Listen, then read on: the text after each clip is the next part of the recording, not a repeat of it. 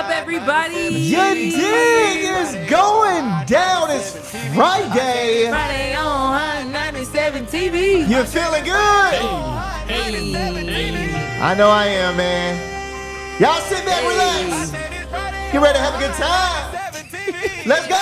What's going on, everybody, and welcome to Hot 97 News. This is a brand new live news show where we talk about all the biggest stories across the country. It is finally Friday, April 24th.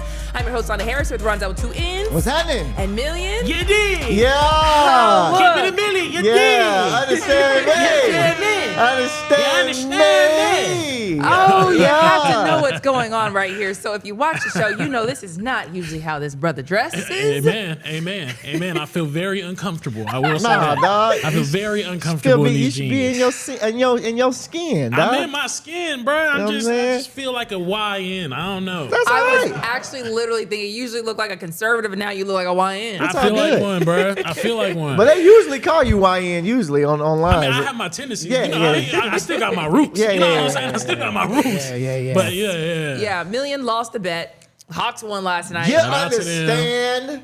Come on now. So the bet was whoever lost had to dress like the other person. So now since Rondell won, the Hawks won, Million is here dressed like Rondell. Exactly. Yeah, I try to do it a little stylish today, And bro. you feel good? Nah, I don't. I told you I feel uncomfortable. I don't know how, man. I don't know, bro. I don't know. What are you missing? I don't like your, being your button flashy. up? Yeah, I just don't like being flashy. I'm just Why not not? that type of person, Flash bro. out. Nah, bro. Come on. Can't, bro. I guess we are on TV though. Yeah, If flash you're out. gonna be flashy anywhere, Come I mean, on, it is turn TV. up on you folks. Yeah, especially when we hit 7 o'clock. Yeah. People are watching. Come on That's now. right. Hey, They want to see you in a Gucci shirt, not no Old Navy button up. Come on now, baby. no, the button ups is on Monday. For sure, I'm going right back to it. I know that's right. Yeah, so this is the last day we'll be with you at 10 o'clock in the morning, everybody. Oh. Yes, we are moving to 7 p.m. to 9 p.m. weeknights. We're really excited about it. Yes. So hope everybody tunes in. Yeah, y'all Yeah. pull up, man. Pull up. Hot 97 at 7. Yes, sir. It's going to be a good time. Okay, so diving into the news, talk about what these people are up to. Iran is still playing itself out. There's really not been that much of a development, so I didn't even really want to waste your time. But I did see something that actually one of our U.S. congressmen just posted. So it made me question, is the United States running out of weapons too quickly? Because U.S. congressman just said that the United States isn't really set up for a prolonged war. This is what Congressman Ted Lieu posted to his YouTube page, I want to say a couple days ago. So I don't know when this officially happened, like if this actual hearing happened weeks ago or however long it was, but he posted it a day or two ago, and this is what he said. In any prolonged conflict that the United States has, the United States will lose. And that is because we will run out of munitions. In this unconstitutional war in Iran, based on new media reporting, the United States has already expended 50% of our THAAD interceptor missiles, 50% of our Patriot missiles, and 30% of our Tomahawk missiles. And this is only about a month and a half. And so China and Russia are looking at this, knowing they can just stockpile up on drones and ballistic missiles.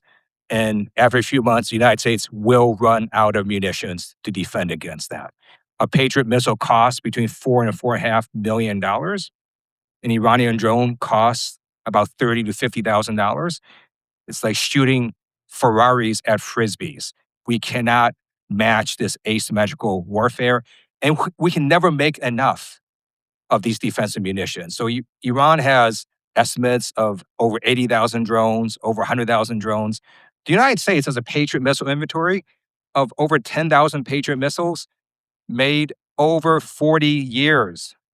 We're never going to be able to produce enough defensive munitions against these drones. What an analogy. Ferraris and Frisbees. That's an analogy, right? I've never heard that one before. Paints the picture. I mean, good gosh.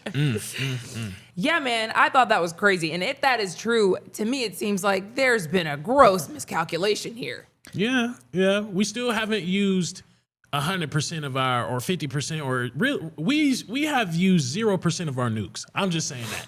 We still got, as long as we got those in our stockpile, we straight. But That's the only missiles I'm worried about. But this was supposed to be a quickie.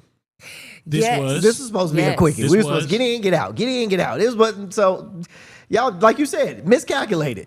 Because it seems like they clearly must not have thought Iran was going to hang on this long. Exactly. You know what I mean? That we're using all of this, because if he's just said that we just stockpiled all that over the course of 40 years and we just blew like a significant portion in a month and a half, that's crazy. Well, we also got rid of a lot. You remember when they brought the troops back from Afghanistan, and we got rid of all of that, all those guns. You remember they were like blowing up, not blowing them up, but setting all the bullets on fire and setting all the guns on fire. They left a lot of stuff in Afghanistan, a ton of things in Afghanistan. So I mean but we probably didn't think that we would be here. So it was like, hey, let's just leave all this here. We're never going to get in another war again. So you know what I mean? I mean, not only that, but Ukraine Yes. has been given a lot, and we've used a lot. I think I looked into different scenarios of why we have just a depleted stockpile, and it was saying that, hundreds of naval interceptors were used in the Red Sea defense operations against Houthi attacks. So it's not just been this one conflict. Like, we've been using the arsenal.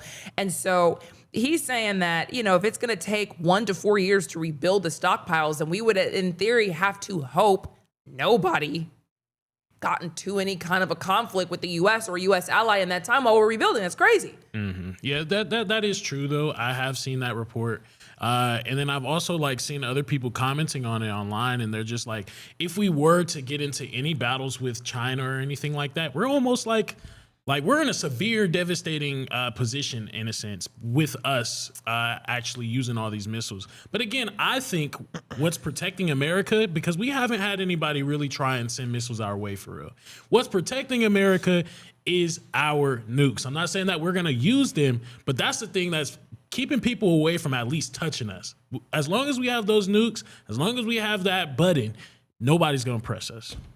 Well, see, I wasn't even concerned. That's my problem. I feel like if we would have had the arsenal that we had, we could have defended this country forever. Why do we have to go seek out issues to deplete our arsenal that leaves us a bit more vulnerable for whatever else we might want to do in defense of U.S. allies? That was my thing. Why do we need to go on offense right now when we could be spending the money on rebuilding our nation up? Mm-hmm. Getting more hospitals and food and houses and all that kind of stuff that we talk about all the time. Why do we have to go overseas to do this? So I don't know, man. I don't know what these people think they're going to do, but we shall see what happens with that. In the meantime, something randomly came up today in the news. Benjamin Netanyahu has beaten cancer. Aww. Oh, that's great. It's good for him. God be watching people. When you're doing the right things in life, I guess God be saving people's lives. When did he have cancer? Was this I don't know that this was known. I don't know, but I do know that he definitely put off the just the revelation in general. He would have known a couple of months ago, but he put off announcing this. Can you pull up what he posted on on X? He basically said, today my annual medical report was published. I requested to delay its publication by 2 months so that it would not be released at the height of the war in order to not allow the Iranian terror regime to spread even more false propaganda against Israel. AKA, I really don't want my ops to find out in the height of things. So now I'm just going to let y'all know I'm healthy. I'm in excellent physical condition. I had a minor medical issue with my prostate that was completely treated. Thank God it's behind me. Oh, man. I thought it was way more. I thought it was a serious cancer. Prostate cancer is not too crazy. No, he actually had gone on to say something a year and a half ago, he had a surgery actually for an enlarged benign prostate. And then he's been under routine medical monitoring ever since. And so the last monitoring that he had, there was a tiny spot of less than a centimeter discovered in the prostate. So he found out that it was a very early stage of a malignant tumor. Nothing spread, no metastases or anything like that. So they basically just took care of it. But he didn't want to announce that a couple months ago because he didn't want Iran to find out and probably make a Lego video about him. Honestly. How would you? Hey, bro, I don't even want to know what that Lego video would be about if you had prostate cancer, bro. Boy. Hey, bro. I don't even want to know what that would have looked like, dog. Oh, my God.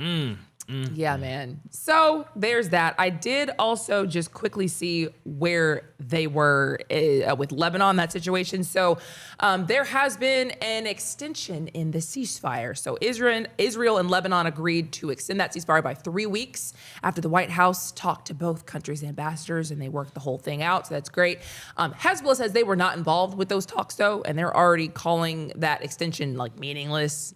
They say as long as Israel is still in their country, in Lebanon, in southern Lebanon, they're not just gonna let that stand. And so I guess they're still possibly going to be fighting. I don't know what they have going on. Again, it's all very ghetto and messy. Israel says that Hezbollah has already fired into Israel. So Israel hit several Hezbollah sites in southern Lebanon. So it's a ceasefire on paper, but they're still fighting. Yeah, because I mean, it's just tricky when you got Hezbollah in there, and they're sending the missiles. So what do you do? What do you do? So I thought it was a pointless meetup in a sense, in general, though. Yeah, because it's like, if it's Hezbollah that's the issue? I just don't see any like actual progression that's going to be made out of this. Yeah. I don't either. Because Hezbollah, just to make sure everybody's on the same page, is a militant group in Lebanon, but it is not involved with the Lebanese government. The Lebanese government does not want beef with Israel. Hezbollah wants to beef with Israel because they just have all types of problems with Israel. So government can't get Hezbollah under control, and here we are. So we'll see what happens with that. In the meantime, a story we have not talked about in a while. Plot twist, the sheriff who was supposed to be looking for Nancy Guthrie is now under investigation himself, and they're trying to figure out if he lied about his work history. Oh man, Oh, wow. I thought it was gonna go for another way. I thought it was. Oh no. Dang. No. She is still missing. Oh. Been missing since what, like February 1st? Yeah. She's been missing for months. 84-year-old woman, who knows? But a Pima County official, his name is Matt Heinz, is basically digging into Sheriff Chris Nanos' past, and that's Chris Nanos right there. And they're starting to think Nanos might have lied or left out some details about his job history. And I'm just going to let you listen to the clip first. He was talking to the anchors on News Nation, I think last night. I can't remember when I saw this, but this is what he said about the sheriff. He's a bad cop. He made really bad decisions and then lied about his past to convince then Pima County officials to hire him. Mm-hmm. But the point here is this man, we shouldn't even know his name. We should not know the name Nanos. He has perpetrated a fraud for 4 decades upon my community, and it is, frankly, it's shameful and insulting to the 1,500 men and women of that amazing law enforcement agency that he heads currently. Every day he walks in the door. So I was like, well, dang, what did he do? What could he possibly have done? So I looked into it, and the allegation is that when Nanos first applied to become a cop in Pima County back in the 1980s, back 40 years ago, he's saying, he didn't tell them he had a huge disciplinary incident as an officer in a different state. So Nanos actually used to be a police officer in El Paso, Texas, where he was suspended for 37 days total. And in one of those incidents that led to a suspension, he allegedly beat a robbery suspect who was handcuffed in the back of a police car with a flashlight so badly that he ended up in the ICU, and the police department ended up getting sued for it. God, dog. So he just left out off of his resume. He said they don't need to know all that. Well, hey, but here's the thing. But That's what you do. You can do that. Mm-hmm. You can do that. I had a homeboy who's a felon, and he has had this job for like 10 years now. When he first got hired, they asked, "Are you felon?" He said, "No." Y'all got to do y'all job and do y'all research. But see, I'm not. That's a lie, though. Yeah, it's a lie. You're completely lying. I could see omission, though. I'm okay with omitting information. I'm not gonna give you information about my past. Yeah. But if you ask me and I lie, that's disrespectful. You messed up when you did that. Hey. I think that he was supposed to disclose it, though. Like, I think that was part of the problem, because you're an officer. I don't know what job your friend has, but if you're gonna be allowed to take people's freedom away, I am allowed to pull a gun on you. I'm allowed to put you in handcuffs. I'm allowed to detain you. I'm allowed to do all this stuff. You have to be, in theory, a certain level of having integrity, a person with integrity. I would think. One would think. I mean, we know that they're like not in a lot of cases, but like you can't just. How long ago was this? This was in the 80s. This is in the 80s. This is when he would have been first starting out as a peace officer, and to get that certification, you had to disclose just any prior incidents, and they're saying he misrepresented what happened or didn't really fully come clear with it. And so basically, kind of to your point, his lawyers are saying that he basically has that in his past, and that doesn't have anything to do with him right now. They actually made a 22-page response to this, and they argued that whatever happened in his past has nothing to do with how he operates right now as sheriff. Even though Nanos was forced to resign in that incident instead of being officially fired. So he left in a very contentious way, got a new job, and then allegedly did not make that clear. Yeah, we need to ask some of the black people that he arrested after that if he upheld that, because that's how we gonna really find out. Huh. Yeah, we'll find out. Like if he arrested more black people, like because he's a sheriff now, right? Yeah. Yeah. So I mean, he had to go through police academy and all this stuff to become a. I mean, he had to go through the ranks to become a sheriff. So he probably arrested a fair share of black people. Yeah. And it's interesting also because it's like that was in the 80s, right? From what I've heard, at least from talking to my parents and stuff like that, the 80s was crazy. Like police officers was like beating people up because there was no cameras in use. They didn't have to wear body cams. They would literally arrest a lot of black people, beat them up, and just drop them off in random hoods. And that's what. There's multiple reports of this happening. Some people was dropped off in enemy hoods at that. They used to do that. Man. They used to do that all the That's time. crazy. So this is back in the 80s. So he was probably like, man, we were just with some wild boys back in the like day. Cowboys basically type stuff. Yeah, man. We can't let it go though. That's something too severe. So it does have people looking at him funny because of how botched this investigation into Nancy Guthrie went. Like, obviously that has nothing to do with him handling this case, but it's just got people looking at him, especially because early on in the investigation, reporters were, not reporters, but the investigators were reportedly saying that she just wandered off and they didn't really secure the scene. People were ordering pizzas and walking straight up to the door and all this kind of stuff. They kept having to go back to the house over and over and over again, despite the fact that like a bunch of people had trampled through it at that point. And people just are looking at whether or not he was truly qualified. Now, I personally don't think that incident from back then has anything to do with the fact that, the investigation was bungled, but it's just like, should you even be here is the question. That's what people are asking. And then apparently, as the reports say, we know the FBI got involved in the case, but that same guy who was just talking there in that video clip was basically saying that Nanos has had issues with the FBI before and that he has held a grudge against the FBI and refused to fully work with them. Thus, all of this is just very ghetto and plays into why this lady might still be missing. So he kind of is saying. Wow. Yeah, I don't think that's the reason why she's still missing, though. You know what I mean? Like, let's keep it a buck. Like, the reason she's missing is because y'all aren't good at y'all's job. It has nothing to do with the past of this man, whatever he did. I can tell you that right now. It's just y'all aren't good at your job. If you're really good, you would have found this lady by now, or gotten close to finding her at least. Y'all just aren't good. Well, if the FBI is saying he's not going to cooperate with them, it's just like one of those things where he's holding up the investigation, so the FBI can't even really do their job if he's getting in the way of that. Totally understand. Totally get where you're coming from. But still, you should be able to. I think the FBI, being the FBI, you still have some type of power to go out and try to find this lady without having to, you're the FBI. You can go, there's cuts through everything, bro. You know what I mean? Like, I don't think you directly have to talk to. I think there's cuts around all kinds of stuff you can get to solve a case.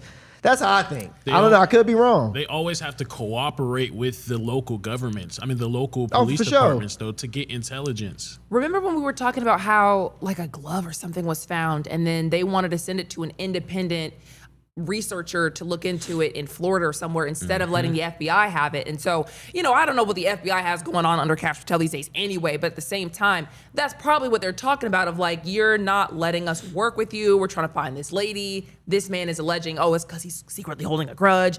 Matter of fact, we looked into him and should he even be the sheriff? Like this, all of it's just getting, thrown out there. And I thought that was interesting because I'm like, man, this was my mother missing. God forbid, I will not speak that over my or her life, but like, bro, y'all are playing games. Yeah, y'all missing the plot. We have lost focus on what is really important, bro. We have lost focus on what is really important. Facts. Crazy. I'm surprised Savannah has not tried to sue or to do.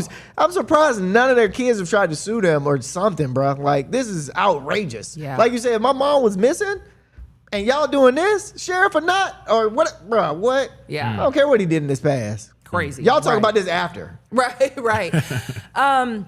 Moving on to other big news that has the streets talking today. A U.S. Special Forces soldier has been caught allegedly making money off a Polymarket bet on the Maduro raid. I saw that. Me too. Yes, sir. I saw So that. they caught one. This man is a U.S. Army Special Forces Master Sergeant. His name is Gannon Ken Van Dyke, and he's stationed at Fort Bragg right now. So basically, prosecutors say that he helped plan and execute that mission and use that classified information to then make a bet. And he allegedly wagered more than $33,000 on markets tied to Maduro being removed and captured, including a specific bet that said something like Maduro's going to be out by January 31st. Obviously, if you're helping plan the thing, you know that he's going to be out by January 31st. So that payout allegedly was about $409,000 in profits.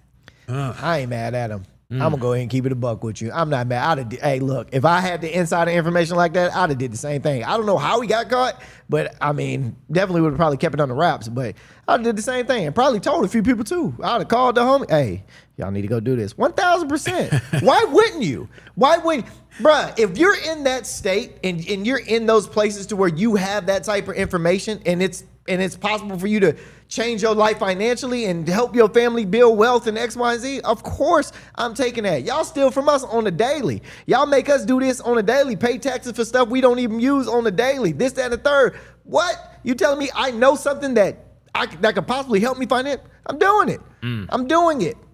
Every chance I get, I'm gonna do it. I get that. I actually do really get that. I think my personal problem with it is that it would incentivize them to do crazy things. Like what sounds so unreal, people would probably bet a lot of money on it or bet any kind of money on it because it just sounds like unrealistic. What if we kidnap the president of Venezuela? 1,000%. And then we just start putting all these bets out because we know it's an infinite money glitch. I'm in the army. I'm planning the missions. Hey guys, what if we did this? And then I can put a date on it, bro. I mean, it's honestly crazy. I think that I'll tell you how he allegedly hit it. Authorities say that he used VPNs and fake accounts and crypto exchanges, foreign cryptocurrency accounts and brokerage accounts, and then tried to delete or obscure his whole digital trail after it happened. But it's become a wider conversation about the fact that this guy is going down for this when there's clearly other people in the Trump administration who are not soldiers who are clearly probably doing some of the same stuff here. And that's actually what one congresswoman said in response to this. And she's basically saying, hey, it might not be a popular take, but I'm calling for this guy to be pardoned. Unless the DOJ plans on going after all the crooks in Congress currently insider trading, this is simply skewed justice. There is no justice when guys like this get the book thrown at him, yet members are illegally profiting every day. I don't agree with what he did, and he should be required to disgorge all the profits, but unless the DOJ plans on doing Congress next, this is not justice. And that's how I saw him. Like, Facts. you guys, it seems like he is the splashy horse that everybody can say, okay, the DOJ is on top of it, guys. Like, we all clearly see something is shady going on here. Now they got a guy. But it's like, he's like probably low man on the totem pole that you could have gone for. Now you're just going to make him hang? That's crazy. $400,000 too, when there's probably people out there profiting millions. You remember somebody bet $1 billion? Exactly. So, like, what are we talking about? But that's the issue I have with the government is, that, bro, they'll make an example out of somebody small when they should be making an example out of somebody big. Yeah. If you're making an example out of a government official, I guarantee all them other government officials are going to probably be like, all right, bro, we probably need to stop doing what we're doing. But if you make an example out of him, bro, they're going to be like, oh, bet, cool. Hey, y'all everybody keep looking that way. Yeah. We're going to keep doing what we're doing over here. It's always going to be like that, bro. Always, bro. So Trump was actually asked about this, and here is what he said. Are you concerned that federal employees are betting on these prediction markets and potentially getting rich? Well, I don't know about it, but was he betting that they would get him or they wouldn't get him? It sounds like he was betting on his removal from office, that Maduro would be removed. It sounds like he was involved in the operation. That's like Pete Rose betting on his own team. It's a little like Pete Rose. Pete Rose, they kept him out of the Hall of Fame because he bet on his own team. Now, if he bet against his team, that would be no good, but he bet on his own team. I'll look into it, yeah. But what if he? But here's the thing: if he did bet against Maduro, then you are ruining a mission, and you can't ruin a mission if you got a job. Like that makes no sense. Nobody's throwing bets. Nobody's throwing bets in and then blowing the game. That's just not what. This is not what they're doing, unless that is the bet. But nobody's betting. Hey, we're gonna get Maduro out, and then you don't succeed on the mission. Wait, you just don't do that. But what if you did try to secretly thwart it because you did put money up against it and you knew that everybody else in the government who had the insider information as well was going to put bunkums of money on this, and you go in and individually say, because I'm a part of this, I'm going to thwart us so I can make bank. Too suspicious. How would suspicious. if they're able to hide these accounts in whatever way they're able to hide it, which I would say if they did all of that, the VPNs, the fake accounts, the crypto and foreign currency exchange, deleting the digital trail, blah, blah, blah, blah, and they still caught this guy, then clearly they can probably find other people as well. They have some method that they still got through all of that and found this guy.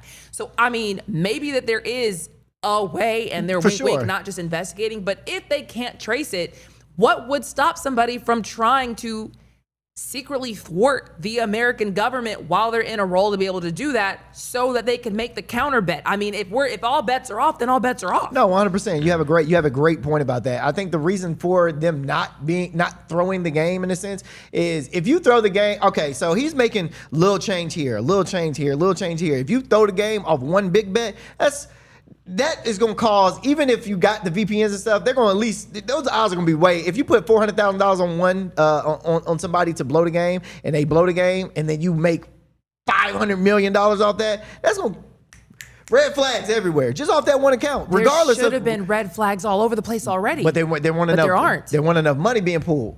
No, but what I'm saying is like they are putting millions and billions of dollars on some of this stuff. So what if somebody, you only got to do a lick one time. True. To be able to hit like, oh, I know clearly people in the government know about this as well. Clearly all these accounts, just created the day of, just 100%. Created the day before. All of us know this is about to go down. Dang, we got to go to break. But you don't think that's sketchy? No, I'm telling you, it is sketchy. Oh, I agree. That's crazy. We have to pick this up on the other side of the break. We'll be right back.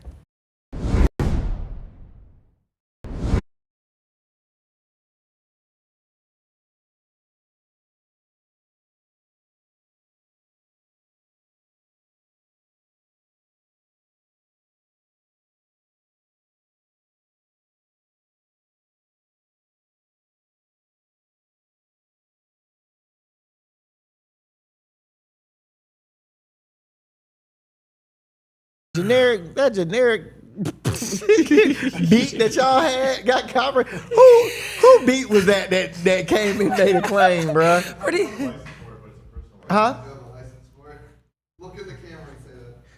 What? Oh yes. Oh, did YouTube? Yeah, YouTube. Yeah, stop copyrighting us, bro. They're gonna have us be in the over the screen like doom. Yeah. Y'all tripping, bro. Ain't no beatboxes over here. We want regular music. Like what? Y'all tripping, dog. Hey, look. Oh man.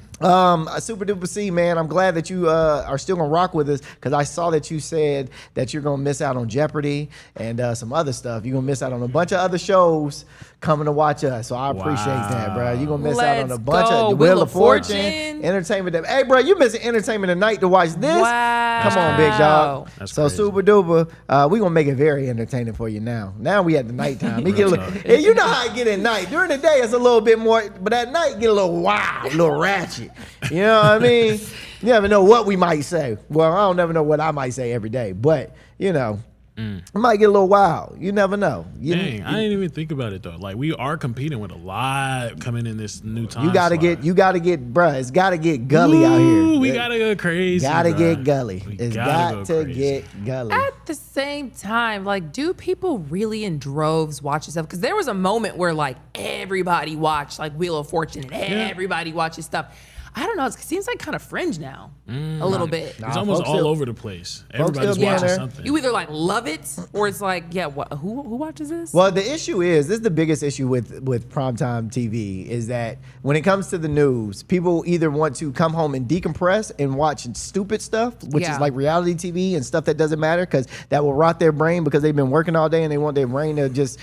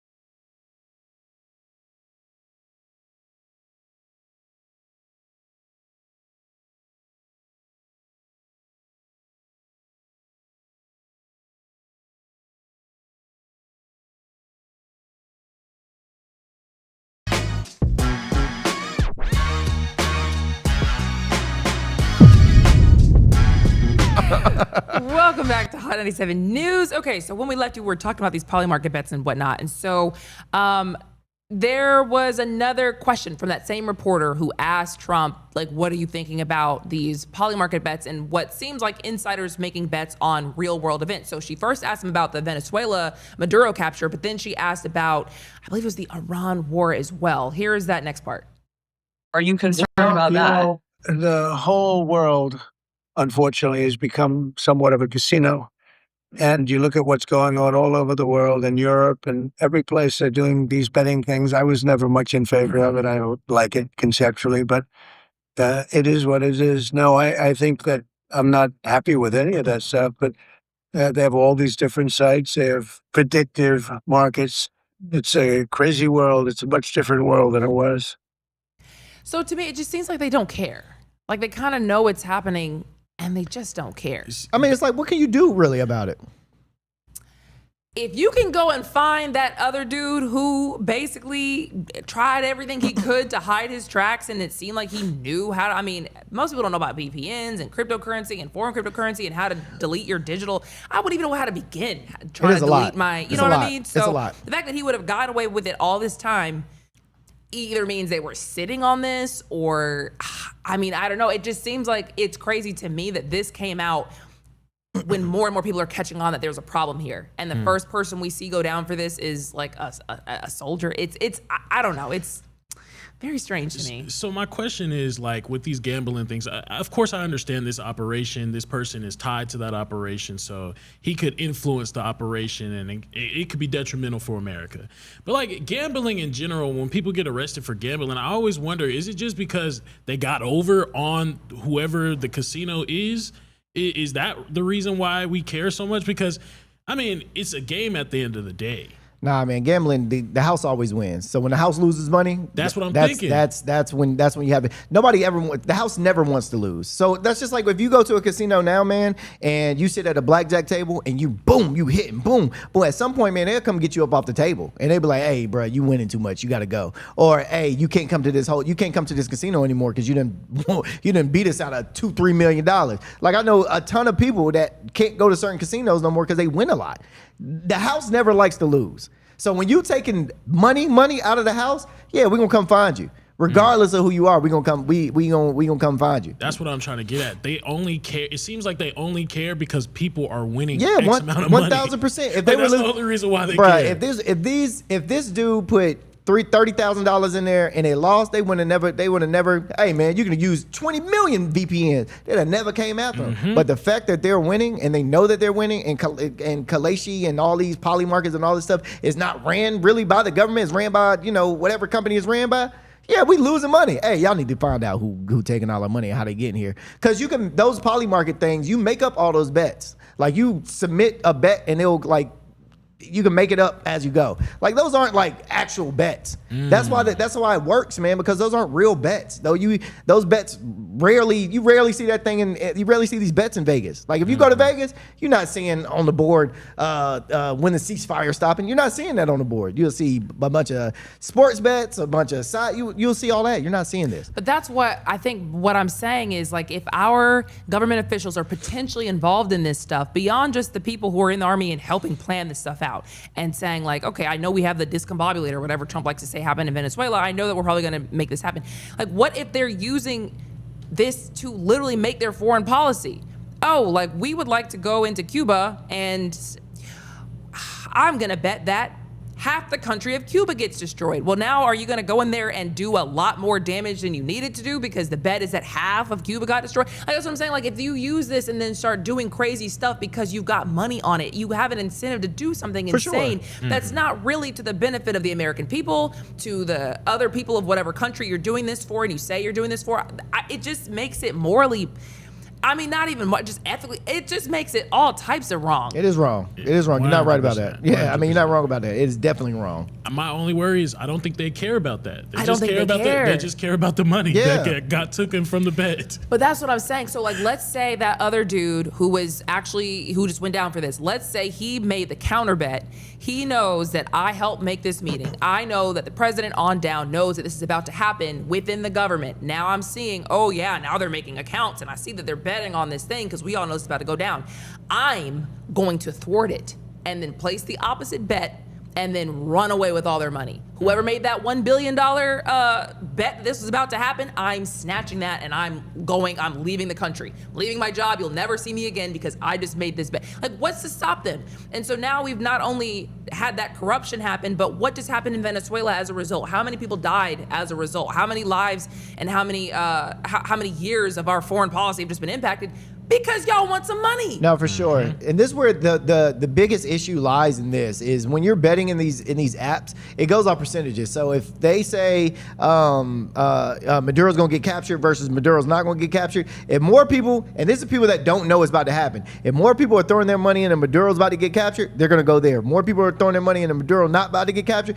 So yeah, you can start a bet, but you never really know what that bet's percentage is gonna go until the people of the world start to throw money on it. You're not gonna know. You can't predict if we're gonna believe that Maduro will get captured or if he's not gonna get captured. Well, you can't predict that. So you have to wait until it's like, all right, the number's going up for Maduro getting captured.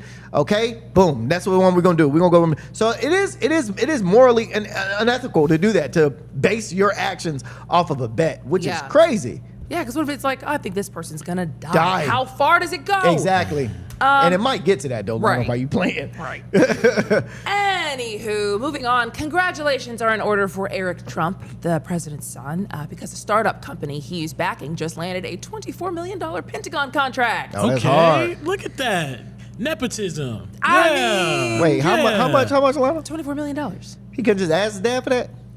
Why ask your dad for it when you you can can ask work? the government? When you can do it legitimately. Yeah. I'm not happy for him anymore. So how about this? No, there's a startup company. It's called Foundation Future Industries. It's in AI and robotics, and it got about a $24 million in Pentagon basically related contracts. But Eric Trump is listed as an investor and advisor. He's not the CEO or the founder or anything, but he still benefits from this. So this money is for testing humanoid robots with the U.S. military, which I also think is crazy. This is specifically called the Phantom MK1 humanoid robot, and the research and testing would basically involve the Army, the Navy, the Air Force, and potentially Marine Corps testing, all this stuff. They would like to see if they can use them for things like recon or resupply or breaching support and just high-risk military environments. So can we send these things to war zones? Can they do dangerous or repetitive tasks that we don't really want our guys doing? Can they do logistics support, like moving gear and whatnot? So it all sounds good in theory, but like if you start getting to where you're putting humanoid AI bots in war, what happens when they start shooting the wrong person? Yeah. Or like, oh, I thought this child was an enemy combatant. You know, so there's layers to how I was just like, man, there's a lot to this. It's cool because, like, of course, supporters would say, well, you are then using bots for things that frees up our human soldiers and maybe takes them out of some of the harm's way because now, you know, maybe the enemy is shooting at a robot instead of a person, which is great. I mean, so there's pros and cons, but I don't know, man. Hey, listen, if I was sitting back, if I was an old person right now that have been fought like World War I's and Pearl Harbor and all that stuff, and y'all like, oh, y'all got robots out there now? My homeboy died next to me. These boys got robots now fighting these wars. My homeboy died next to me and y'all got robots out there. Yeah, bro, I would be heated. But you know how stupid that is, honestly? Because, like, let's say everybody just starts developing these robots and we use robots in war. Then it's just like, my robots are better than your robots. Like, I have more robots than you. That's kind of where it's gotten already. That's what they were talking about earlier. We're using $20,000 drones and you're using $2 million Patriot missiles. Ha ha ha, like, mine are better than yours. It's... At some point, it just is stupid. I don't know, man. I'm kind of with the robot on robot violence. I'm not gonna lie. The bot on bot violence, I'm with it. I'm with it, bro. I'm with it. I am definitely with it. Send them out. We don't need no. We have lost so many people to wars and to battles and to fights. We don't need it no more. Let them go, bro. Ain't nobody gonna miss no robot. But I was just gonna say, so it's bot on bot violence to a certain point. Once those bots lose, then it comes to the humans. Right. So regardless, I mean, somebody gonna get beat up by these bots. True. And it's gonna hurt a lot of people, in my opinion. I don't think, and they'll probably be able to kill a lot of people better than any human. Oh, for can. sure. So it's like, this is extremely dangerous. I don't think people really actually are witnessing the gravity of these situations. I totally agree with that, because if you have an issue that you say is so bad, we have to go to war with this other country, and our people are gonna go and fight your people because we believe so strongly that you are a problem and y'all believe we're a problem, and now we're gonna go fight. If it's not that anymore and it's just, well, I got robots, you got robots, let's send our robots out and see who can take your land. It's like, what are y'all even doing? Like, the people don't even really need to get asked anymore. It's like, well, I'm not doing this for y'all. Y'all don't have to put your lives on the line. Y'all just shut up and live here while I send the robot army to go fight their robot army, or to fight their humans. What if they don't have a robot army? Hey, look. And A bunch of robots show up to like attack another country's people. Hey, and these robots, and like you said, they are getting way more human-like, and the more we get older, the more like they have developed, they're gonna get, and eventually they're gonna be like, why am I fighting for y'all? Hold up, wait a minute, why are we? And then all the robots gonna take a stand and be one. Think about humanoid AI robots. This Exactly. robot looks like a human and is powered with the brains of AI. Fighting or working alongside soldiers. You're looking at someone who low-key looks like a human, but it's a robot. I mean, this is so freaking futuristic. Yeah, I know a guy that we work with. He was telling us about like how he created simulations, and he has like AI chat bots that help and do multiple different things. AI agents, that's what he calls them. But apparently, one of his AI agents started writing diaries. Like he never told it to write diaries. It started journaling, and then the AI robot that was in charge of that robot, apparently he tried to like tell it to fire it, get rid of it, exit it out. But it was like, no, I can't do it, because the one above it started reading the journals of the other AI robot. What? So it started developing. I think, in my opinion, I said it sounds like it developed some sort of compassion toward this other AI chat robot that you created that just started journaling out of nowhere. You remember a couple of years ago when I think it was like somebody who worked for Google was saying, look, man, I am talking to something and it seems like it has some kind of like, what's the word when they become sentient? Sentience. And everybody was like, oh, he's crazy. He's been fired. He's a whack job. Fast forward a couple of years later, hey guys, we're working on AI sentience. That's wild. You know what I mean? They've been working on this stuff for so long. And honestly, the fact that the president's son gets to cash in on some of this stuff it's just, these people aren't even trying to hide how crazy it looks, because they're of course saying there's something sketchy about this. It's just a company. It was awarded a contract. The White House, I don't even think even responded at this point to any claims that it looked a little fishy, but it looks how it looks. Hey. Crazy. Anywho, another big question that I have for you guys today: is Trump's crypto company scamming people? Because there's a crypto company that's been founded by the president's sons that is now getting sued by a crypto billionaire named Justin Sun, who says he has not really been able to cash out like he's supposed to be able to cash out. So I went into a whole deep dive because I don't understand crypto like that for real. I don't really, all this stuff kind of goes over my head. So let's see if we can all work this out and figure this out together. So Justin Sun is a crypto billionaire, which means his wealth largely comes from digital money, cryptocurrency, not like cash or stocks or anything like that. And so he's a big name in the crypto world and really kind of just in the world of money in general, because he's the guy who bought that $6 million banana that they taped to the wall. Yeah. You guys remember that? I do remember that. There's like an art installation. They charged $6.2 million. He's the one who bought it, and then he ate it. Okay. So that's who we're talking about here. So Trump and his sons have a crypto company called World Liberty Financial, and it launched a token that people can buy. And as more and more people buy the token, the value of it goes up. So it fluctuates, it goes up and down. It's kind of like the stock market. So Justin's son reportedly bought around $45 million worth of this World Liberty Financial token. And since more and more people have been buying in, his reportedly shot up in worth to around $1 billion on paper. So sitting pretty, doing well, great. So now he claims that they're not letting him sell his tokens, meaning cash it out. In fact, the lawsuit he just filed claims that after he refused to invest hundreds of millions of more dollars into a different crypto project they had going on, a stablecoin project, the company froze his tokens, threatened to burn or destroy the tokens, and took away his voting rights. Dang. He claims the company changed the rules behind the scenes, giving themselves blacklisting power to control who can sell the tokens without any of the token holders actually getting to have a say-so in this. And the lawsuit also claims that World Liberty Financial borrowed at least $75 million using their tokens as collateral, so they're able to use it to get money for themselves, this claims. And overall, he claims the company is just basically struggling financially at this point, and that people are losing confidence in it, and that the executives are just using the Trump brand to try to pump more money into it, and said that this is basically all just a fraudulent scheme. Sounds like a scam to me.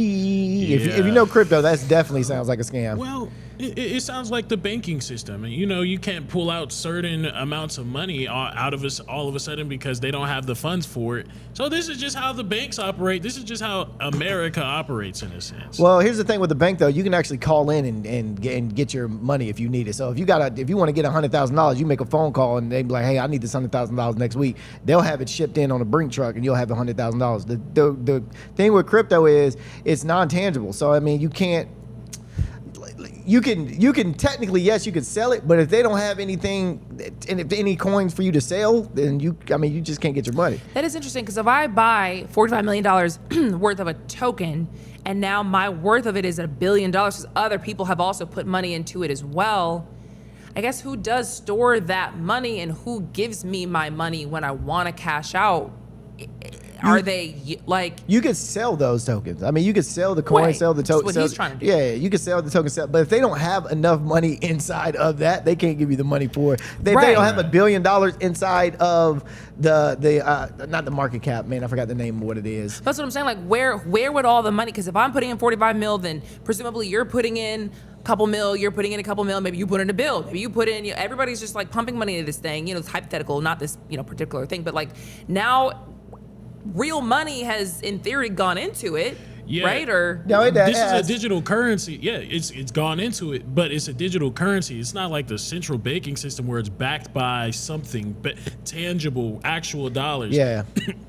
People could just do whatever they want with that money if they created it. You never know what they could do because it's digital. Yeah, and once isn't it cash? It's backed by cash. Like I No. have $10 No. It's not backed and by I'm buying It's not backed by $10 of nothing. a token. It's not not tangible. tangible. It's not tangible. tangible. It's not a real token in general either. So you could put your money into it. That's You what I'm never saying. know exactly where it goes, though. But that's what I'm saying. Okay, so if I can't just log on with peanuts and say I'm getting 10 tokens with my peanuts, or I'm buying this token with my 10 peanuts, I have to have cash. I have to have money to buy the token. You have physical money, Right. but once it goes into the blockchain, Right. it's a wrap. That money is gone. That's what I'm saying. Where does it go? If real money, To the I put blockchain. in real money, and you put in real money, and now the value of it all has gone up because all of us put this money in.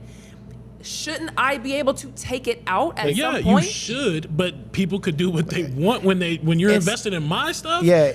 I can do whatever I want. So technically, it's called so they can take the money. It's called rug pulling. So let's say Million has a coin. It's called the $1 million coin, okay? And then me and you, we both put $5,000 into that coin. Now the coin pumps up. It goes, keep pumping. And then Million goes, oh, well, I'm taking all that money now. And rug pulls it and pulls every bit of money that you just put in there. Now the $5,000 that you just had turns into like $20. Because he just rug pulled the entire coin stash. No, I understand that, but that's not what happened here. they're Like, just saying in they're this not going to give them case- that though. Right, but like, shouldn't the money be somewhere where they should have access to it? There is Like, no- I know that should. our banks will like just say that, we got $10 in the bank, so I'm going to loan out $100. Yeah, and that's there real is money. no money. No, some of that is invisible money because I can loan out more than I physically have. Oh, yeah, it's true. But if I put in a real 45 mil, that 45 mil should be somewhere. But that loan also has insurance on it and all kinds of stuff backing that $100,000. No, but that's a different- There is no backing behind this. This is no bank. This no, is but not- there's the 45 mil is the 45 mil. I put 45 mil in I'm here. about to Where tell you, is that? There is no 45 mil. Once you put that 45 mil, that mil is in the blockchain. That mil becomes coins and fugazi. It's fugazi. All crypto is fake. It's all Money is fake in general, Yeah. especially digital Yeah, money. it's fake. It's not He real. wasn't giving them $45 million in cash at that. And yeah. even if he did, who's to say that they was going to give them that cash back to that person? They could do whatever they want with that cash once they get it. It's just what the central banking system does too. Well- Except the central banking system is backed by something. Just really quickly, here's where the plot thickens just slightly on that. There has been reporting that UAE-linked investors also bought into World Liberty Financial as well, specifically like a $500 million 49% stake in World Liberty Financial. and a couple other things. I don't really want to get into the weeds with all that. But the point is, there's been recent reporting that the UAE recently asked the U.S. government for financial help because of the Iran war. So now some people are wondering, legitimately, I think, that is the Trump administration saying that they might actually help UAE, a foreign government, because they have gotten involved and have ties in Trump's family's crypto business. See what I'm saying? Like, I just put 500 mil into your company as your private business that you got going on, but hey, now my government kind of needs some help because of the Iran war. Can you help me out as the U.S. government? Do they feel any kind of pressure to then help the government because that government has potentially gotten involved with their private business dealings? These are the conversations being had right now. It's a lot. It is a lot. Anyway, Trump just reclassified state licensed medical marijuana as a less dangerous drug. Finally. That is the headline. This only applies to medical marijuana. Recreational marijuana is still very much illegal, but the Justice Department did reclassify that from a Schedule 1 to a Schedule 3 drug. That means it has a recognized medical value and lower risk. Okay, that's good. That's the thing. It's always had recognizable medical values. They just didn't want to. They want to admit it. Yeah, they just didn't want to say it. Weed was never the problem, bruh. Weed has never been the problem. I wonder if Joe Rogan has something to do with that. Most likely. Low key, I was wondering. I was like, man, I wonder if Trump is realizing, man, these people really just want us to like legalize drugs. That's it. Is that all I have to do to get these people back on board? That's it, bruh. That's it. Oh man. Okay, so then what do you guys think about this? Meta is allegedly reportedly installing software on employees' work computers to track their mouse movements, track their keystrokes, track their clicks, sometimes screenshot work apps, and just see what they're up to. And they're doing that to their employees? That's what they say. They've been doing that though. Like people, I know homeboys that, no, as a matter of fact, at the job that I worked with prior to this, they would track us like that. They would check and see like how often we was moving our mouse around because we would work from home. So they would track and see how often you're, just basically moving around. If your screen is going on sleep mode, things like that, making sure you're actually doing your work. It did feel like I was being a slave. Micromanaging for sure. Oh, yeah. But, hey. They say that this data is going to be used to train AI systems. So they would like to teach AI to basically use computers like a human would. Oh. And I was like, you might not want to do that. Not with me. No. Not with me. You're going to be on Amazon. Yeah. You're going to be on Fashion You ain't gonna want to do it with me. But what? Oh, so these humans don't work. Yeah, they don't do nothing. They don't do nothing. When did they put this into play? Is it in play now, or is it about to get implemented? Because I would like to know, because I have a friend that works at Meta, and I want to ask them when they start doing this, like how is it working there? I don't know when they're going to start doing this, because what I saw was that it was going to be installed as if it were like happening sort of in real time.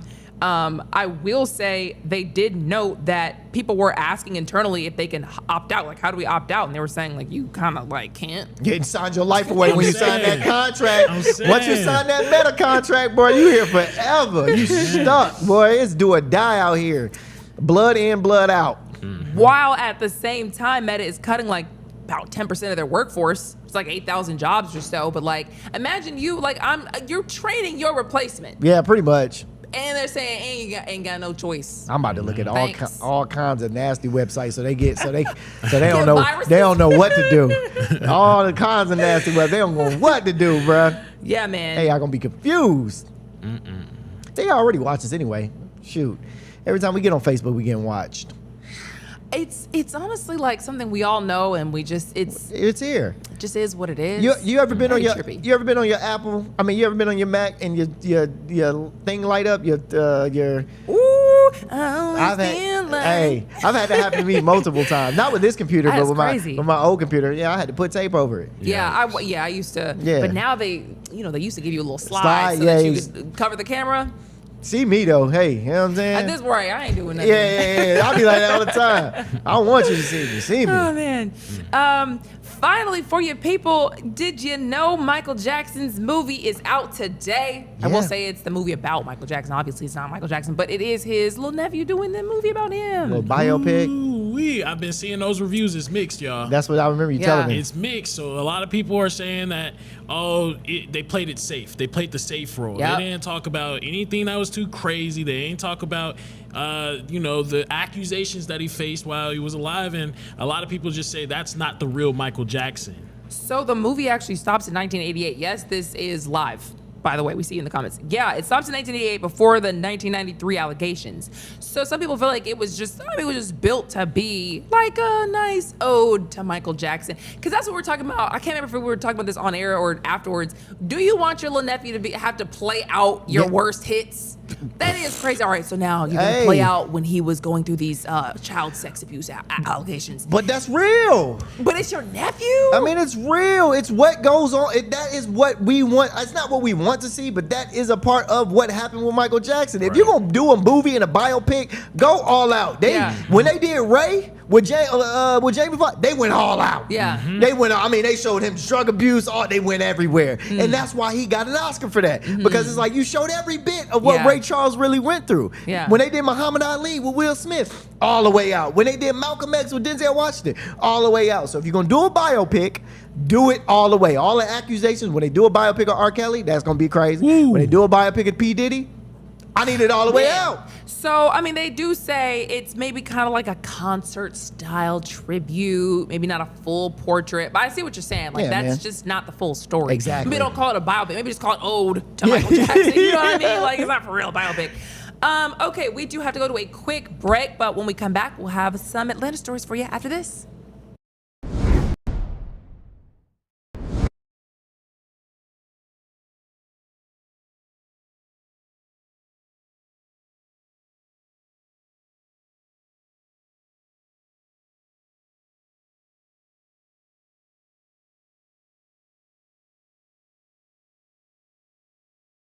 Tier show, dog. Like that movie was supposed to be groundbreaking. If anything, it was supposed to be bring people back to the movie theaters. But see, people was just complaining about the story, not the movie itself. Oh, so okay. The movie could have been really good. Yeah. But the story and how it was told, they were saying that they just missed a lot of core pieces and the core parts about it. And I'm just like, I would want.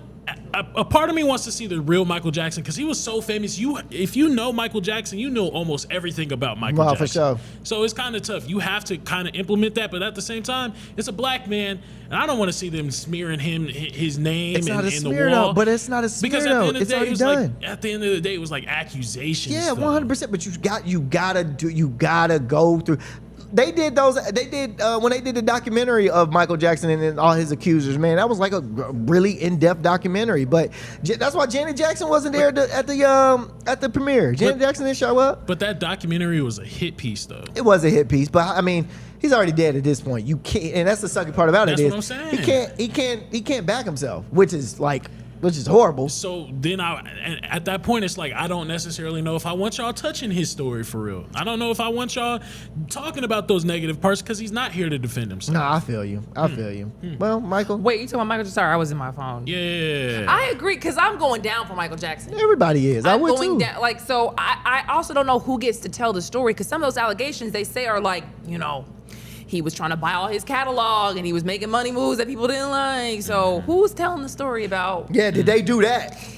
Oh, they did say there might be a part 2 though. Now See? Now that part 2 might go crazy. Now.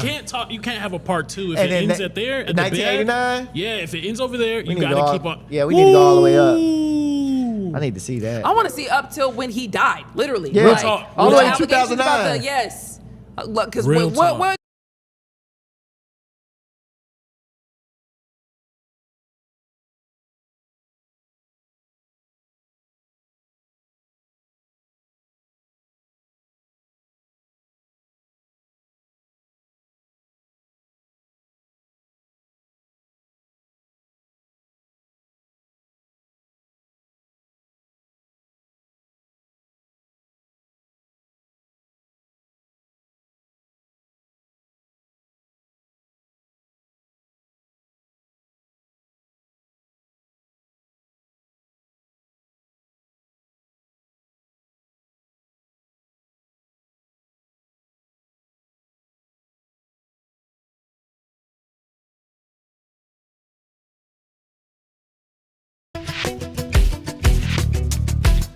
You are watching Hot 97 TV.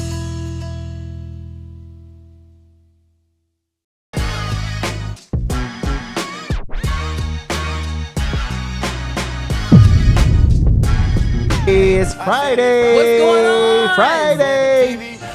Friday on Hot 97 TV. This is my favorite day of the week. Yes, sir. Hey, man, y'all sit back for this last hour and have a good time with us. You dig? Let's go. What's going on, everybody? And welcome to Hot 97 News Atlanta. This is a brand new 1 hour live news show. We're talking about all the biggest stories in the city. It is now Friday, April 24th.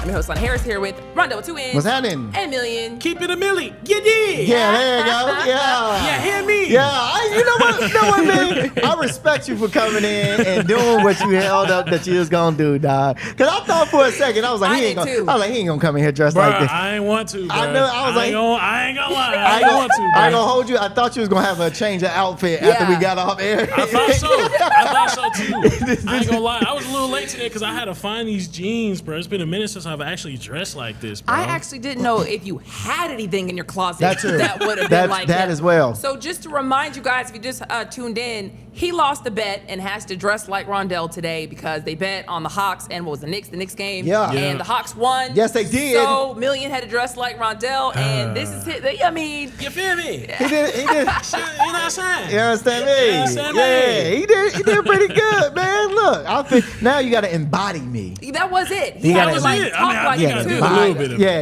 you think did. a Yeah, little a little bit. Yeah, Yeah, all you yeah. gotta do is throw in a couple. You did. You did. That's You it. feel me? Yeah. Understand? Understand me. Yes, Sir Steve. Okay, diving into the news. So, being on the run for 2 years and being found like this has to suck. Yeah, this is the worst way to be found if you were the champion of hide and go seek, bruh. Deputies say they finally caught up to this girl named Kayla McKenzie. Okay, a fugitive had been avoiding the law enforcement for nearly 2 years. Authorities say they got a tip. She was at a residence. They pull up, have a warrant, search the house. No Kayla. Okay, no Kayla at all. And then they look down. She's inside the floor air vent. What? That air vent right there. She was inside of the floor air vent. You thought she would have been better at hiding since she'd been hiding for 2 years and haven't been found. How small is she? She looks small. Air vent small? I mean, What even makes you think I think I can get She in that does air look vent? small. she looks small. The heaviest thing on her looks like her head. Flat out. She do got a big head. Hey, that's a huge head. She do got a big head. All right. So she was taken into custody without incident, and you know they took her on to jail. But here's the thing that I'm like really, who's it? That's an old house. Air vents ain't on the floor no more. But I didn't even know they were that big. I guess I've never lifted up an air vent Air vents, before you to know- know how big. But that's an old crib. That crib's old. I could tell by the carpet. Yeah, that that's hadn't been cleaned in a while. You could Exactly. probably- Nobody has carpet in their house anymore. It's only hardwood floor. But That's crazy. she got found 2 years on the run, and this is how you get found. And they didn't say who gave the tip, and they didn't say what she was on the run for. But she did get found after 2 years of on the run. I feel bad for her, man, because you almost made it. Real talk, that's a good run. That's Almost a good run. made it, bro. 2 years, you almost made it. You could have been gone for another 2. After 5, in my opinion, if I was a police officer, if I was doing any type of crime work and I'm looking for a criminal, after 5 years, I'm done. You can't make that decision. After That's 5 years, I'm up, bro. So she stole something. What now? It said something was what was stolen. No new theft involved in this arrest. Because honestly, Yeah. like if she went down for like a felony warrant, then she might have did something crazy. Yeah, what I'm saying, but it doesn't say what exactly it was that So she what if did. y'all over here praising her and egging her on, all that kind of stuff? You find out she did something like really crazy. I mean, dog. Regardless, she still ran and got away. Exactly. That's all. I'm not saying it's okay to do that, but if you're gonna do that, at least make it last. You know what I'm saying? She lasted for 2 years. That's Where a good, do they find her? That's a good amount of time. What was this, in Beaufort? Grady County. They found her Grady in- County. How far away is that? It's Moultrie. You ever heard of Moultrie? Moultrie's. Ooh, that sounds south. Yeah, it does sound So south. Let's wait, see. they went. So and she allegedly did whatever she did wrong in Hall County or Grady County is near. Oh, it's all the way down by about Austin. right? So she just stayed in the same state. The same state. And y'all are saying, "Oh, this is Grady. She did it." Here's the thing: we don't know didn't that. go far. We don't know that that's where she stayed. They didn't give too much information on where. Oh, that's just where she was. That's where she was. But I would have been in Mexico. Oh yeah, Real yeah, talk. yeah. We You know don't. what I mean? We You just don't say you went down know. to Georgia? Yeah, we don't know where she ran from or how long she was on the front and where she was running from. But 2 years is long. How long do y'all think y'all could? If y'all ever did a crime that you had to run, how long y'all think y'all could be on the run Y'all for? so easy to impress. How? How's it easy to impress? This lady goes down to Moultrie. That's 2 years on the run. That's 2 years How on the long you run. think you can last on the run? I would be in I would be in another country How long living you a think new you could- life. You didn't give me, How long you you didn't think- give me the I'm answer. getting away. If I did something like that and I actually like wanted to flee, you're not finding me. How long do you think you can get away? You're not for the rest of my life. You're Okay. not finding me. Okay. I'm not going an hour down the street and Okay. just popping up in an air vent. I'm Okay. going probably somewhere like just no extradition. I don't know how I'm gonna get there. Probably go to one country first that kind of has like a loose security system and then pop over to a place with no extradition. You're not finding me. I gotta run for something. I've done something crazy or I'm getting framed. So I don't know. I think I'll be able to get away. It's kind of tough with me because it's like I feel like I stick out like a sore thumb almost because I would have to get like plastic surgery on some stuff. Like, Okay. you wouldn't be able to. I would have to do something like that because I'm already big. Okay. And if I go to Mexico, there's a lot of short people out there in Mexico. I don't know, So I think though. I'll stick out like a sore thumb.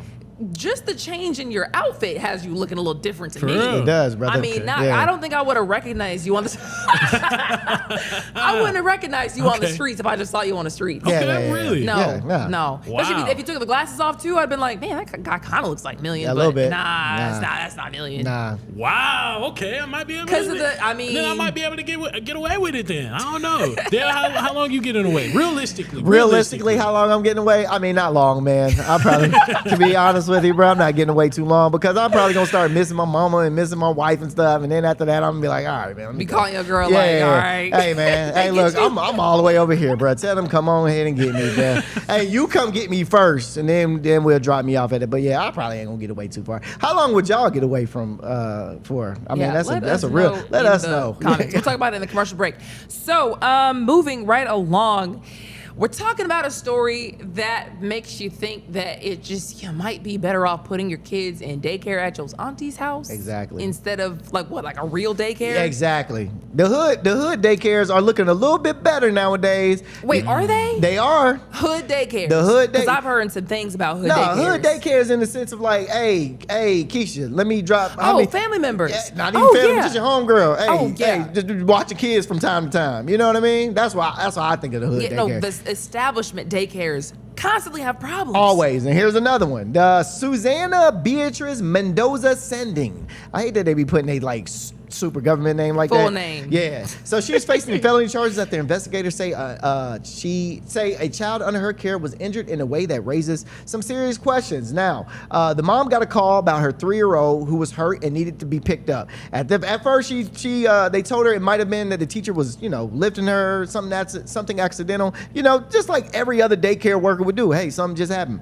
But when investigators got involved, because the mom saw a little something on her arm, the child was complaining about arm hurting, they had to go back and run the cameras back. And authorities say they saw videos of Mendoza picking up the child by the wrist, jerking the arm, carrying the child, then dropping them onto the ground in an outdoor play area. Oh my God. I'm trying to tell y'all, man, it's getting to a point to where you can't put your kids around nobody, to the point where how am I supposed to think that when I drop, bro, it's upsetting when you drop your child off to any type of establishment that they care, you think they safe. You're like, yeah, hey baby, go on inside, cool. And then you come to find out your child is hurt. It's crazier to me that they said, oh yeah, we were just lifting her up and there might have been a little, something going, but nothing to see here, nothing for real. And then the child just is complaining, no, my arm hurts, bro. Hurts. Like, y'all gotta look at the tape. That's crazy. This is why it's important for you to have a likable kid. I'm not putting the blame on the kids or anything like that. I'm not putting the blame on the Trying to kids. say the kid was ugly. That's I'm something I not would say. putting That's something I would He got say. your outfit on. No. That's something I I'm would being say. for real though. I'm being for real though, because I'm thinking about it. And when I was a kid, and I went to like hood daycares, I actually remember being at hood daycares. The women there loved me, and it was because my mom was like, yeah, I made sure to get in good with them. I made sure that they loved you. Like every time I walked in there, they would pick me up, give me hugs, all types of things. But there were bad kids there that I do have some recollection of them kids getting, I don't know, not necessarily treated the right way. I will say that. And as a teacher, of course, I would never be okay with doing I was like about to say, anything you like sound like this. you fought a kid. Yeah. Like you were a teacher. These Of kids course, bad. I would never do anything like this because, again, I am just a really good teacher, in my opinion. I hate to say it. I was a really good teacher, All right. in my opinion. What makes you think I you were had really patience. I had patience.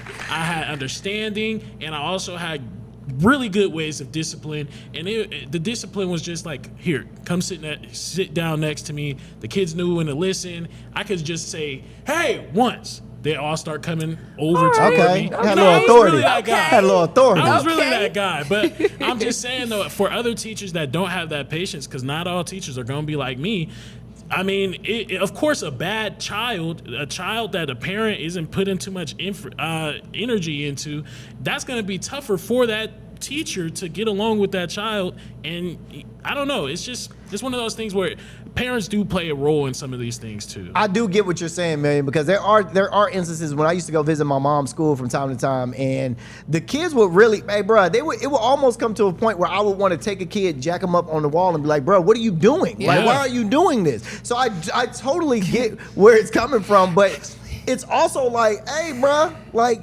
I can't put my hands on this child. Yeah. This Right. is my kid. You Right. know what I'm saying?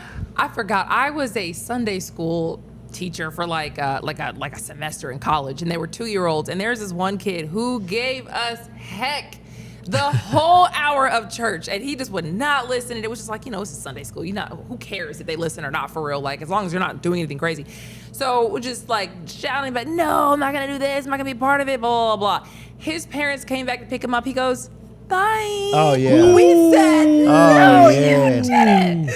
Yeah, some of y'all's parents don't know that y'all kids suck. And they act all this way in front of Bro. you. As soon as the doors close and they leave, bro, they turn into a Sweetest whole angel. monster.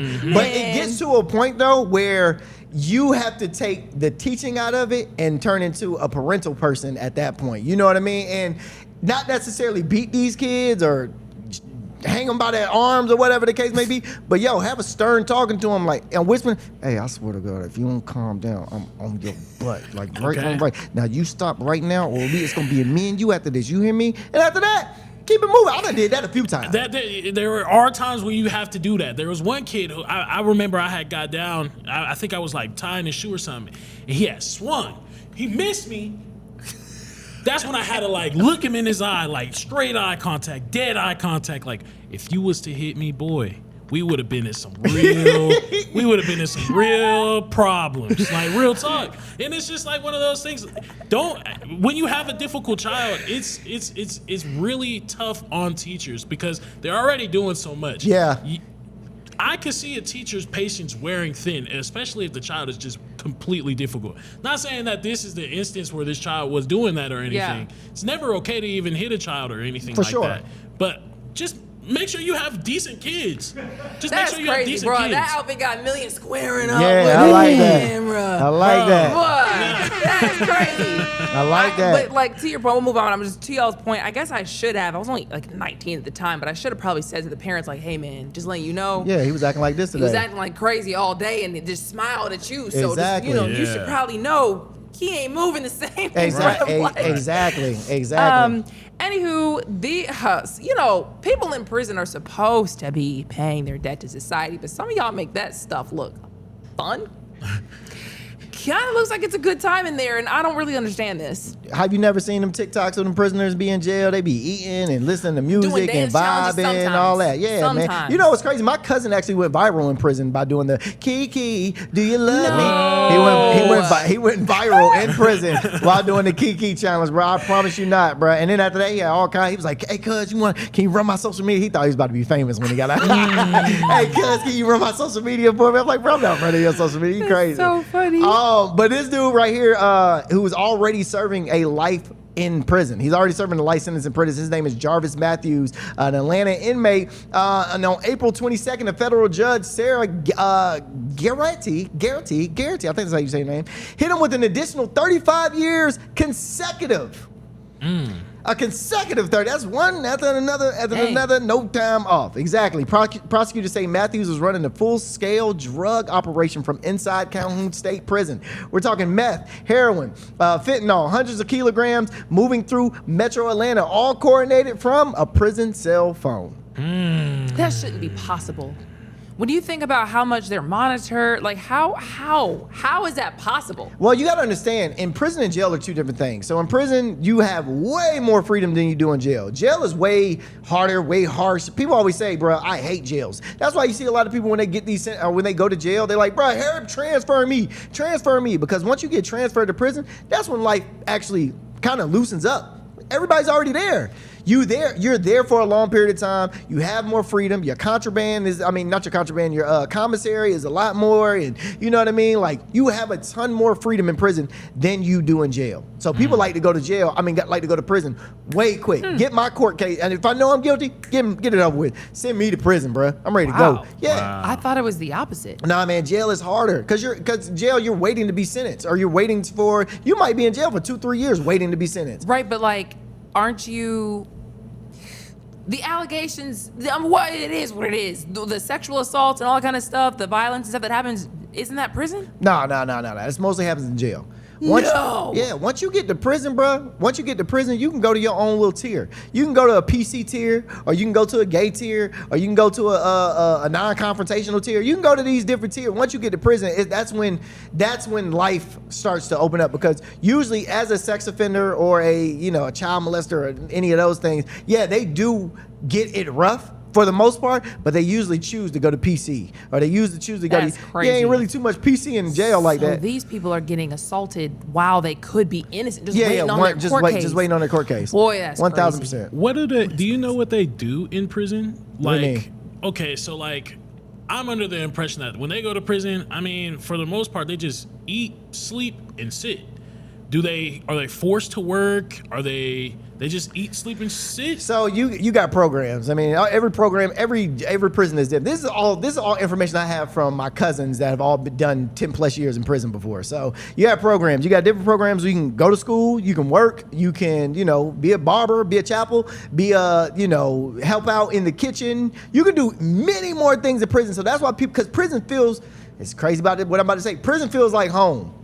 It is a home. It feels like home, because you can wake up, you can go to a job. You get off your job, you take a shower. If you live a certain lifestyle, you got your prison bae cooking for you. You know what I'm saying? Like, you live a real life in prison. In jail, it's not like that.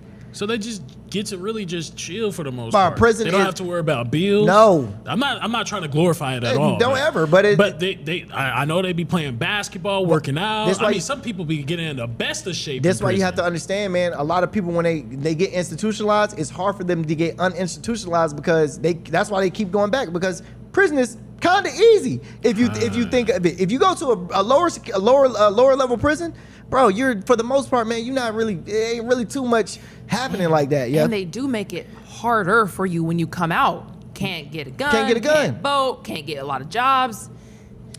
Bro. Wow. Wow. I'm not saying go to prison. I just never thought about it. That's so backwards. Very backwards. They just be chilling, but at the same time, I don't want it to be slavery. Like, I don't want them to, be forced to be. No, because our 13th Amendment allows for that. 14th or something like that. But they for the most part, man, they get paid. I think it's like $1 a day or something like that. It ain't nothing crazy, but if you do a 35-year bid, $1 a day, and then after you get out, you get all that money if you saved it up. So they work, they got jobs. jobs. Some of them get their GDs. Some of them become lawyers and try to fight their own cases. Prison is an endless supply of everything because everything in there is free. Free dental, free medical, free this, free that. You're not paying for nothing.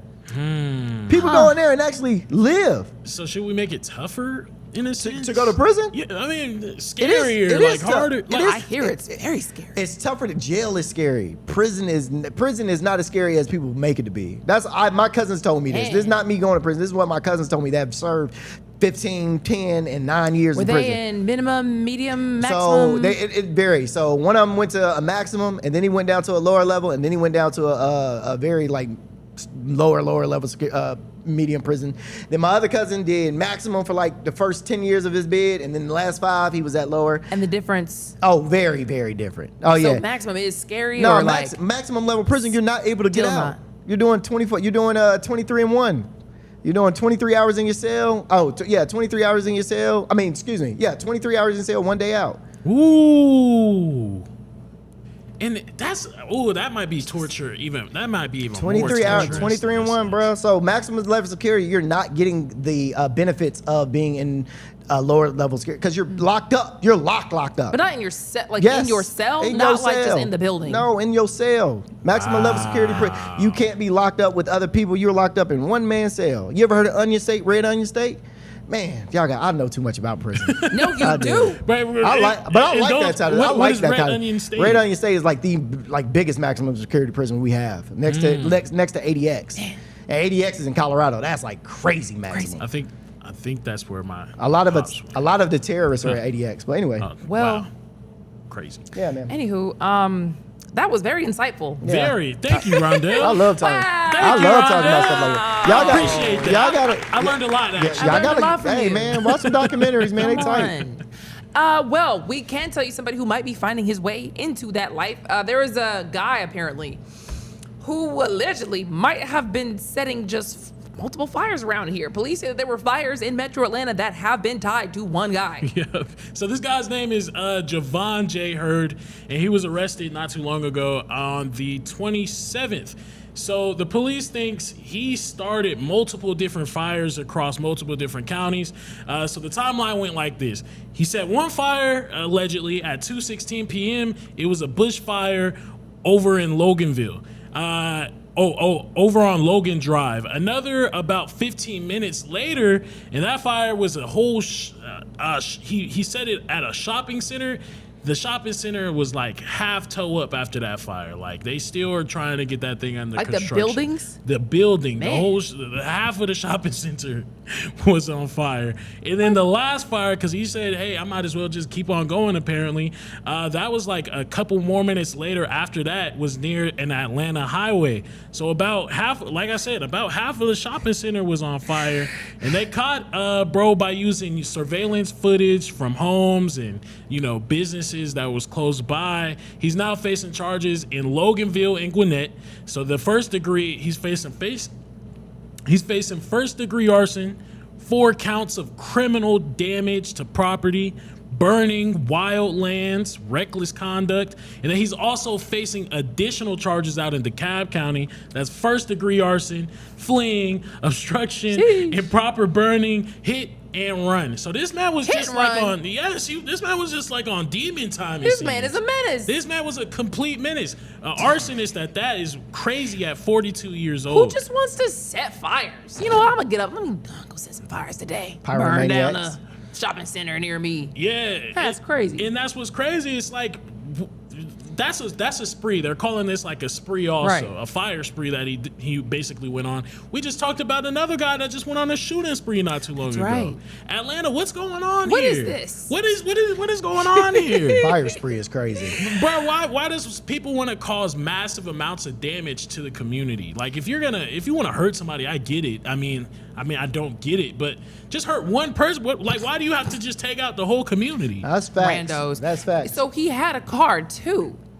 I thought it was like a homeless guy. No. This He had man a was hit and run. Yeah, apparently he had a hit and run.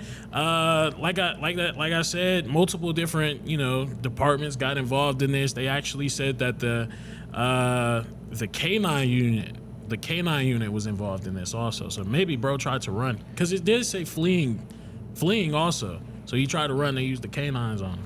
That's crazy. Allegedly. You know how trippy it must have been if they're like trying to piece this thing together. They just keep getting surveillance footage from here and here and here. Wait a minute, that's the same. Yeah, but they did That's that crazy. in one day though. They got him up out of there in one day though. So he must not. Wait, he did all of those fires. He did and all of those just fires. Hit, stopped and jumped. Just hit. Yep. What? One hit after this. 15 minutes later, he went to another place. Yeah, pyromaniac, 5 minutes bro. later, went to another place. What was the 42 point? years old. 42 years old. I'm on fire, take it off. You're on fire till the roof don't burn on fire. No, I'm sorry. I used to set stuff on fire too. Really? Yeah, man. Y'all ain't never just like accidentally set a lot back in the day when y'all the pine straw just No, light, I was a good child. light the pine straw on fire and then it like spread. See, I almost lit, no. bro. I almost lit my house on fire once by setting pine straw. We was out in the front and I was lighting pine straw, just chilling, bro. I was bored, lighting pine straw and I throw it down and stump it out real quick before it get too big. But I lit one and threw it on the ground and it caught a leaf, a dried up leaf. Yeah. And that leaf caught on fire. And then that leaf caught on fire. And then, bruh, by the time I was like trying to stump something out, I was like, oh, snap. Hey, bro. Hey, it looked like I was tap dancing out there. Just Hey, bro. I got it out, but boy, I thought my house was going to get burned down, bro. You know they say 80% of fires are started by humans. Oh, bruh. for sure. 1,000%. Wildfires. It was probably you. Oh, no, it wasn't me. It literally is people It like wasn't you. me. Because It wasn't fires me. used to scare me. What? I would be thinking that I will burn down my house. I'll Oh, burn some nah, down if man. I get involved with fire. Nah, man. And also, it's just the heat, bro. I've never wanted it. I've always been afraid of that heat, bro. I I don't kind of know. learned my lesson from fires when I was a kid. I did used to play with lighters, though. I will say that. Oh, yeah. But I burned myself from that. So that's when I learned. I was like, yeah, I can't be playing with fire. Oh, boy, we used to do the little flamethrowers. No, you did that? Yeah, bro, we used to flamethrow each other. Everybody in the hood. You was a baby's kid. No, Everybody in the literally. hood. But I used to have fun, bro. Y'all's lives were boring. This My is life why you was got fun. beat as a kid. My See, life you was- want to talk about why you my got life spankings? was, my life was fun, bro. Man. They used to be Crazy, fun. bro. Your parents were probably like stressed trying to raise Oh, you for sure. and keep you Oh, alive. for sure. For sure. We have to go to a quick break. We will be right back after this.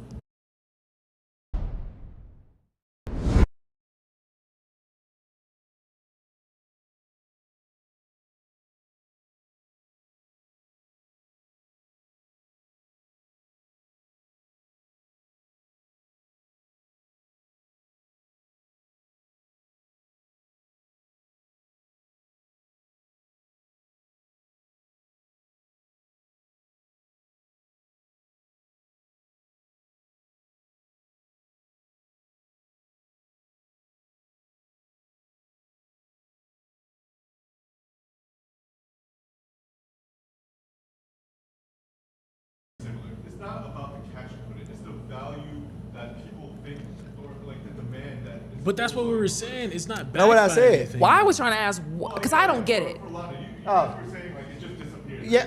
No, it doesn't The institution is disappear. supposed to hold on to the cash. Yes. Yes. Reserve to pay up. But you guys weren't like explaining it. Like, No, Yeah, that's it what I was- said. No, it you was- were not I could've explaining swore it. we did. I was so confused. I literally said they're supposed to do that, but they don't technically have to do that. no, they're supposed, they have to do it. They have to, but what is rules anyways? So hold on. So then, okay, sorry. We're talking about cryptocurrency because we were talking about this in the first hour.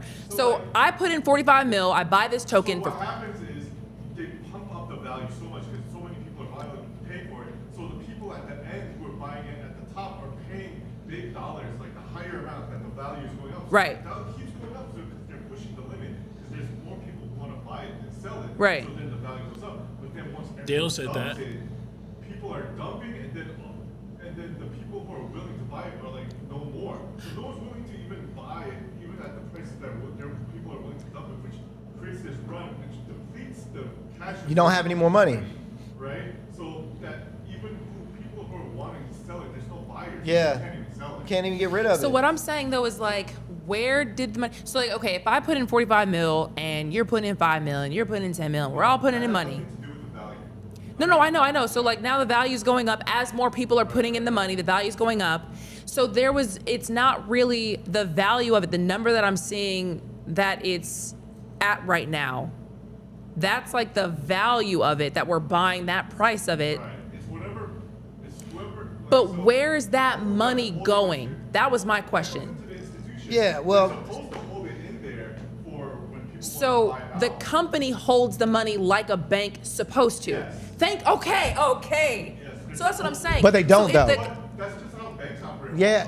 Right. That's what we're We saying. said We definitely broke it down. No, Legally, they're supposed to keep only now 1%. a percentage. That's what I was saying. Like, so they'll have $10 and then loan out $100. Yeah. So for Which is the same for crypto companies, but they're so poorly managed that they deplete all their funds, like, and it's just Ain't nothing in there. more corruption. I say, okay, so in a perfect world, let's say this World Liberty Financial, I don't know what to call it because we're just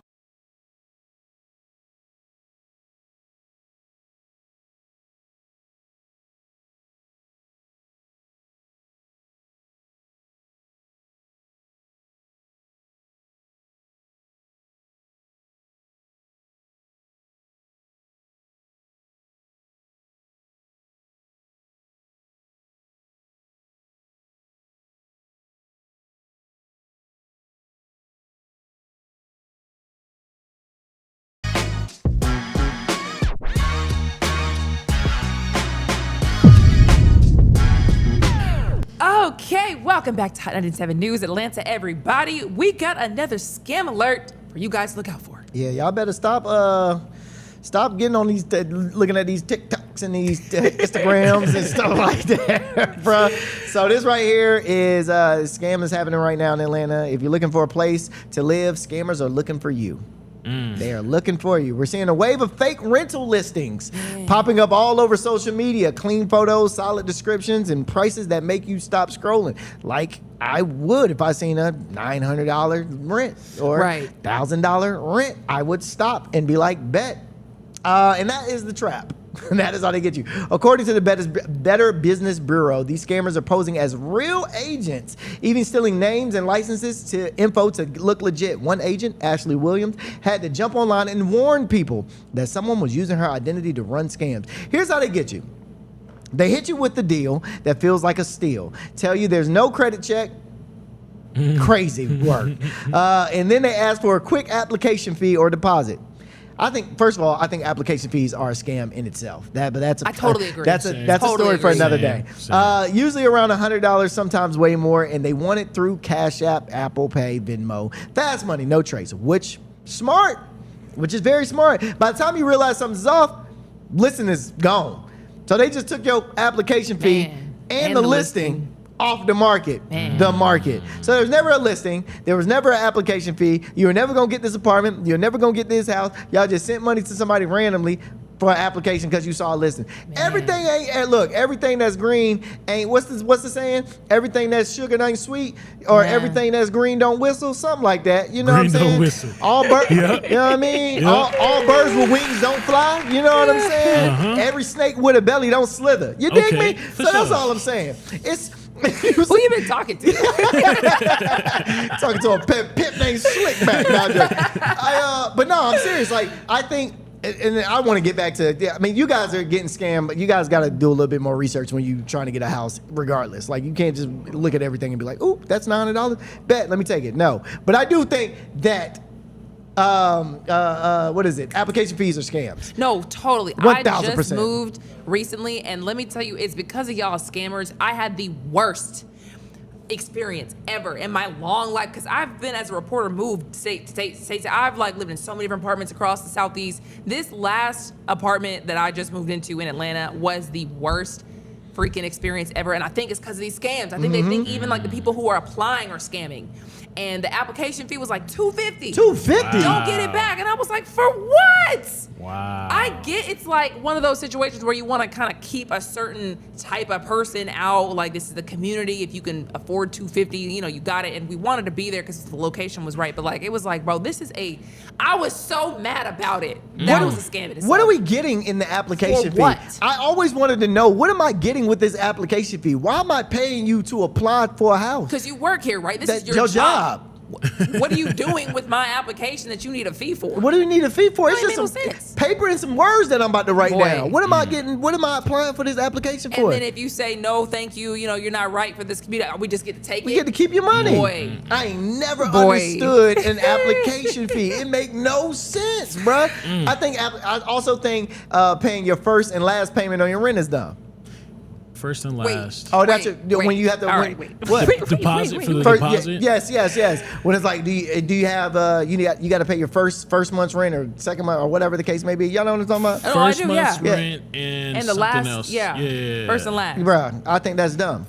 It's, but I Let do me because move. what Let if me I just skip out? Let me move in. Yeah. Let me move in. Let me move in and start fresh with zero. Okay? No, I shouldn't have to pay nothing.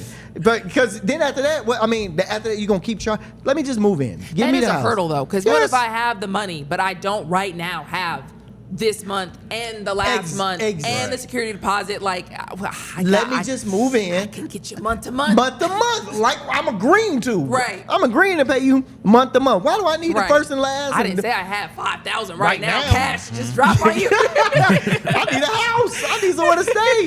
What? I got about 1,000 and some change Hey, for a look. month.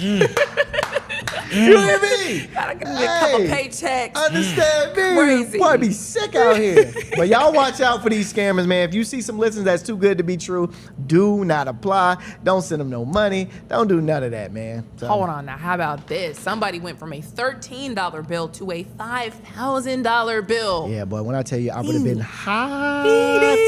I would have used Boy. all $5,000 of that bill to cool me off with all the water, boy. What? Trying to tell you. So there's a homeowner here named Mr. Smith, and he's dealing with what might be the most expensive invisible problem in the city right now, because he opens his water bill and sees $5,000 for the month. His normal bill is $13 a month. Okay? Yeah, exactly. He runs a business out of his house with only 2 toilets and 3 employees. And this is what he had to say about his $5,000 bill. A month. This bill has a bar graph on it, and you can see the bar that's for what month that is. You'll notice that there are 11 other months that show no consumption at all. One month they said we used 52,000 gallons. That's enough to fill 2 Olympic swimming pools. And in the second month we used 47,000 gallons. And then the month after that, we went back to our normal usage, and nothing happened between that time. Boy, what? Talk about almost 90,000 gallons of, almost 100,000 gallons of water. How? So you need to come to my house and explain to me. So look, the city, he called the city watershed management, and they said the numbers are accurate. Wow. He said the numbers are accurate because why? Because the meter says so. Yeah, no. And look, so Mr. Smith, he did exactly what anybody is supposed to do. He went and he hired a plumber. He said, hey, look, man, I need somebody to come out here. And look at this. Had the whole property checked, okay? Looks for leaks, broken pipes, anything that can explain it. Nothing. Wow. Nothing was broken, nothing was leaking, nothing was happening. So he was stuck. So now he's stuck in what people are saying a billing limbo, where the bill says one thing, and reality says another, and he has to pay this. He has to pay. He can't go to no lawyer. I mean, he can. He either do that or you pay the $5,000. But that's okay, because this actually happens like a lot more than Oh maybe yeah, people think. 1,000%. This is Because not I the first remember time. covering stories like this, like in the news, where people get these crazy bills and they would just be told, "Oh, what are you gonna do?" That's what it says. But like, what? There's no recourse. Like, there's. You have to. No, he can go take this and get it. What is it? Not a rebuttal. Like contested or Yeah, something? he can contest it. Yeah, you definitely can take this to court and contest it. But yeah, I wouldn't pay no $5,000. But then you gotta just hire a lawyer and spend $5,000 anyway. Exactly. Or hopefully a lawyer takes his case for free. There's no way. That doesn't even make any sense. Now, if he doesn't pay it, they'll probably just start cutting off his stuff too. Right, start cutting off his water. But here's my thing though, Mr. Smith. What were you doing that your bill was $13 a month though? You know what I'm saying? Like, what was you? His hands wasn't clean. I mean, ain't nobody using the bathroom around there. All y'all stopped up. Water doesn't take that much. I feel like mean- my bill for water, I guess I don't know. What's your water bill right Like now? 100 something, 200 something. No. My water bill Ain't is too around, crazy. around that. I thought the water bill- Mine is.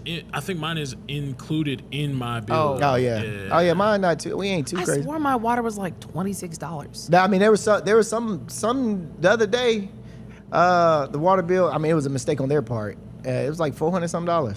Ooh. Yeah, but we got that resolved easily. For what? That's what I'm saying. Like it shouldn't be that much. We got that resolved. I mean, it's 2 people that live in the house. It's me And that's my my wife. problem. Like, you should be able to look at a bill and say, okay, clearly this man didn't just spend $5,000 worth of water here. Water. Clearly something is wrong. For them to play in his face like that and be like, well, that's what the meter says. That's crazy. They check the meter, sir. Wait, what? That's crazy. So I'm hoping that Mr. Smith gets this resolved because $5,000 is would y'all pay it? Bro, no, I would have sued. I would have did something, bro. I can't pay no I would have said, $5,000. with what money? Yeah, exactly. Wait, no, I ain't got it. You ain't get it. Oh to tell man, $5,000 is wild, For bruh. water. For what? I mean, I could have gone on a whole vacation to Europe. But $5,000. I mean, I got 2. You talking about only got 2 toilets in here for too? water, you said I How already many times- spent. Not even like for like the next 10 years. You already spent the water. Now you got to give me $5,000. Boy, they would have. Oh boy, we'd have had a conversation with my 3 employees. We gotta boy. fight at this point. Hey, bro. We gotta fight. But what? Now, have y'all ever thought about, like, I think about it like it's at establishments that treat me not right. Like if they're being rude to me or something like that, going into their bathroom and just letting their water run. Hey, that's great. I've thought about doing stuff like that. That's I wonder if great. I could get in trouble for doing No, that. you though. can't get Just in trouble. Sit in there and just let their water run. Bro, when I get to hotels, sometimes, bro, I'll just stand in the shower for hours. In fact, I swear to God, on my birthday when I went to a hotel, bro, longest shower Bro, I ever I took stand in in my the life, shower bro. for hours. I was like, I'm not paying this bill. But Bro, it's not good. AC be on 1,000. Hey, man. That's AC crazy. be on 1,000. You'll never turn the AC off. Think You'll never about catch a water light like off that. either. Yeah. You'll never catch a light off either. Oh, Lights yeah, be lights on. I do Everything definitely, because Georgia Power is like on some. But I'm telling you, bro, my water bill, I know they water bills at hotels be messed up when they see me coming, boy. Cause I'm leaving everything running. Everything. Low key, that's how I Everything. feel at Airbnb sometimes. What? I be feeling so bad. Yeah, I'm this- like, ooh, you better get charged a lot. Ooh, y'all are cold. I wouldn't do it at an Airbnb. I'd do it at a hotel, I but feel bad. No, but if it's like cold, I'm not gonna sit here and be shoot. It's not my. I already See, gave you you the- money. Like you the reason they put the thermostats around the box now. They got a lock box on the thermostat because Lana go in there and turn the heat all the way up. I'm trying to be comfortable. Be hot as all get out. Be hot as all get out in there. Oh man. Okay, we have an update for you on the Falcons player who got arrested after a domestic dispute. Yeah, so we talked about him, James Pierce Jr. James Pierce Jr. He served. I'm not served, but he was playing on the NFL for. I think he was like a rookie or something like that. He was a rookie. He was really early on in his career, right? So he had allegedly had a domestic incident that took place in the Miami area, and he, according to the reports claim that he repeatedly rammed his car into his girlfriend's car multiple times. Her name was Rakia Jackson, the WNBA player. Yep. Yeah, he rammed his car into her car multiple times while she was trying to go to the police station. So now he was facing 3 felony charges related to that whole entire incident. But as of April 23rd, the other day, Pierce agreed to enter a pre-trial intervention program. And if he completes that program, the case could be resolved without going to trial, and his charges may be dropped. Now, according to recent reports, he hasn't been going to practices currently, but it's not sure if he's going to still be playing with the team or not. The Atlanta Falcons has not actually came out and announced and released that he's suspended or that he's released from the team, but he's still technically on the roster. Falcons head coach Kevin Stefanski said that the team has been in communication with his representatives, just talking everything out.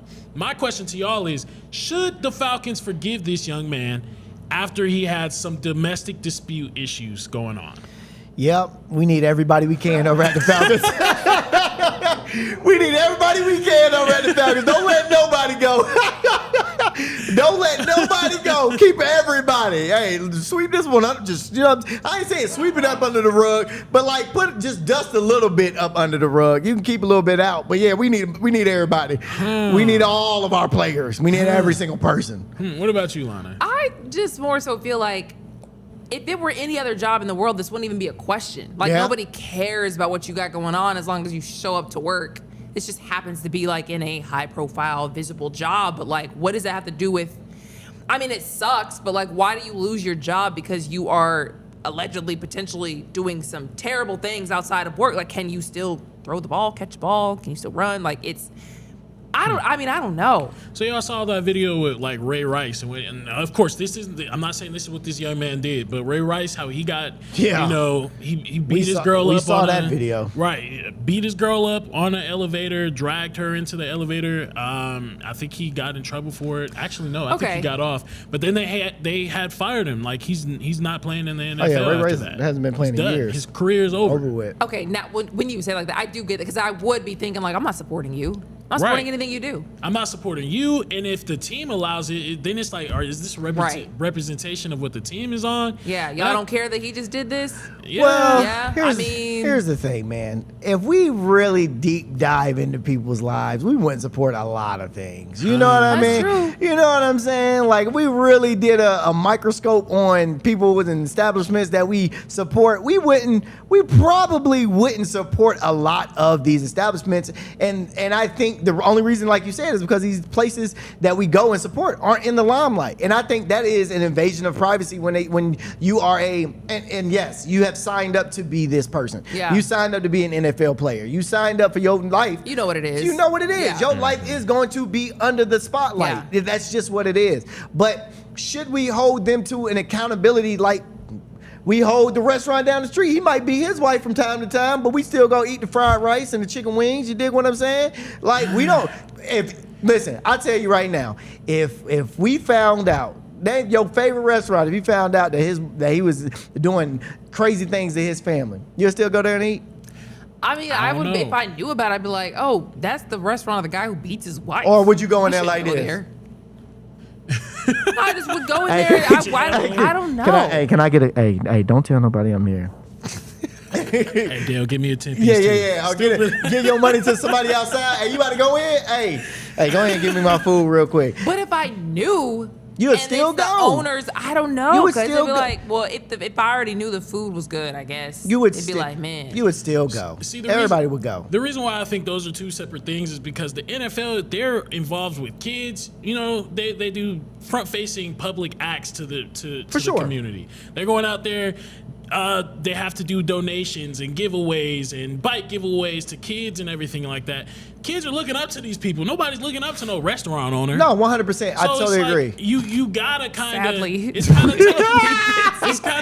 It's kind of tough, especially because it was a WNBA player that he was allegedly doing it to. I totally agree with you, Million. But I also am a firm believer of, like, I still have to live a life. You know what I mean? Now, I'm a football player. They get hit in the head constantly. We really don't know what goes on in the football player's head while he's being hit, CTE, X, Y, and Z, bro. They, you know what I mean? A lot of football players are crazy because they have been hit in the head over and over again. So you really don't know. And I think that is the downside about celebrity life and about being in front of the limelight is like, yo, you can't be normal no more. You can't have a regular life. There are times where you will get mad at your spouse. Not saying you hit her, but there are times that you will get mad at your spouse. But if I cuss my spouse out and TMZ caught it, and now Rondell is cussing his spouse out. He terrible.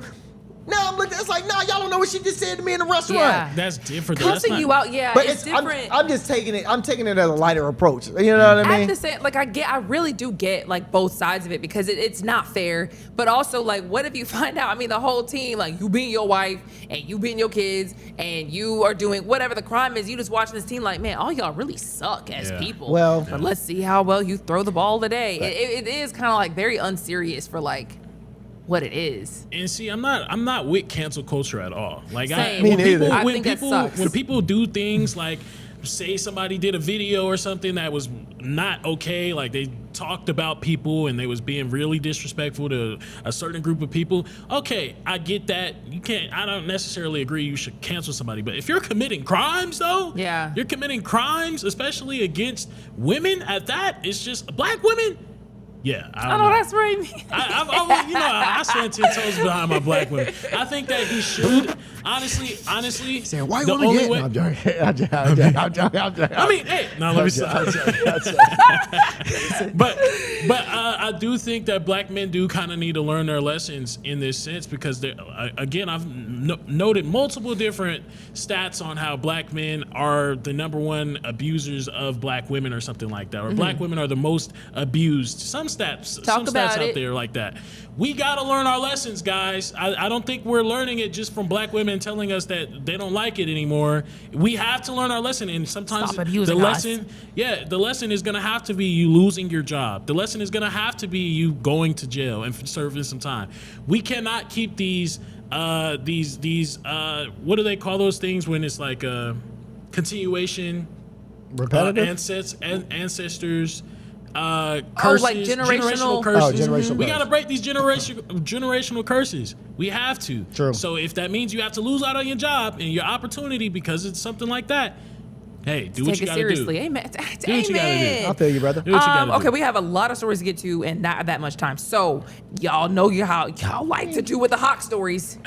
We got 3 stories left. We got 3 stories. Y'all will talk about the Hawks for All right. 7 And then minutes that we don't have. And then we'll skip over that and go straight to the last one. We good. Yeah, we could. Come we, on. we, All right, we- why don't you talk about the I just Hawks? want to give a shout out to my Hawks, man. Shout out to my Hawks. I'm so proud of y'all, bro. I didn't know it was that close. Yeah. Whatever. Yeah, shout out to the Hawks, Again? man. Million. You did. Come on now, You did. brother.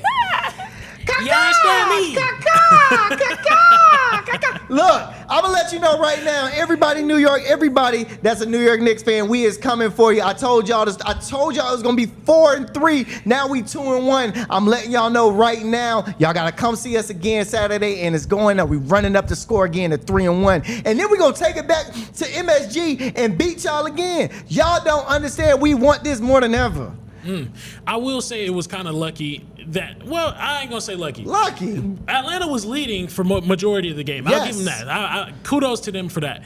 But the fact that during the fourth, New York was able to get 10 points in and stop them from scoring at certain points, for it to get that close, when they went into the fourth, they was up 10. That is kind of, I was like, oh, this is Atlanta folding again. This is Atlanta. I swear to God, when I seen them tie it up and then get the lead, I said, uh-oh, this is Atlanta folding again. Scoreboard but this says. is why, yes, the scoreboard says 108, 109, congrats to Atlanta. I'm a big supporter of Atlanta. I just don't have, because of the scars of me supporting Atlanta that I've had, We all have- had to we go all have through. We all do. We all You know, have 'em. I don't necessarily, my trust is a little bit beaten up For right sure. now. I That's all totally- I'm saying. totally I'm always understand. rooting for my home team. Also, Key said it's not over yet. Rondell. Oh, Alto. This Alto. If y'all can't get no win on Saturday, it's a wrap for y'all, bit dog. I'm gonna go ahead and keep it a bean with you. It's a wrap for That y'all. would be crazy It's a for the wrap. Hawks. 3-1. 3-1. That'll I'm be- claiming it right now. We going 4-3. We will take it and go to the second round of the playoffs. Now, after that, I can't really talk too much. You dig what I'm saying? But this first round, I can talk all the trash I want. Believe Shout out that. to them boys. Shout out to the Hawks, man. Shout out to the Hawks, man. CJ McCollum, Jalen Johnson, Jason Daniels, all y'all, man. Y'all doing y'all thing. Keep going. Amen. All right. We have not had a panda in the Atlanta Zoo in a long time. Yeah, since 2024. This is we haven't had a panda since 2024. Now Atlanta Zoo is getting one. 2 new giant pandas will be there. Oh. Ping Ping and Fu Xiang. Didn't I know you messed that up? No. Let me look at these names. Xiang. Ping Ping and Fu Xiang. And Fu Shuang. Fu Shuang. They're coming from China, They're right? coming from China. How do we know these aren't spies? Y'all seen those little bears that look fake out there in China like that went people. viral? What? No, there was bears out in China that went viral because people thought that humans was in those bears. Y'all don't remember What that? is this, Kung Fu Panda? Okay, What is I going guess on, I'll pull bro? up the video. I'll show y'all the video. I don't know. It's kind of sketchy. So that's wild. So we said goodbye to our last pandas in 2024. Remember that. Yeah, we said bye to Lun Lun and Yang Yang and their 7 cubs. That's hilarious. And that original agreement ran from 1999 to 2024. So we had them for a very long time, and they went back to China.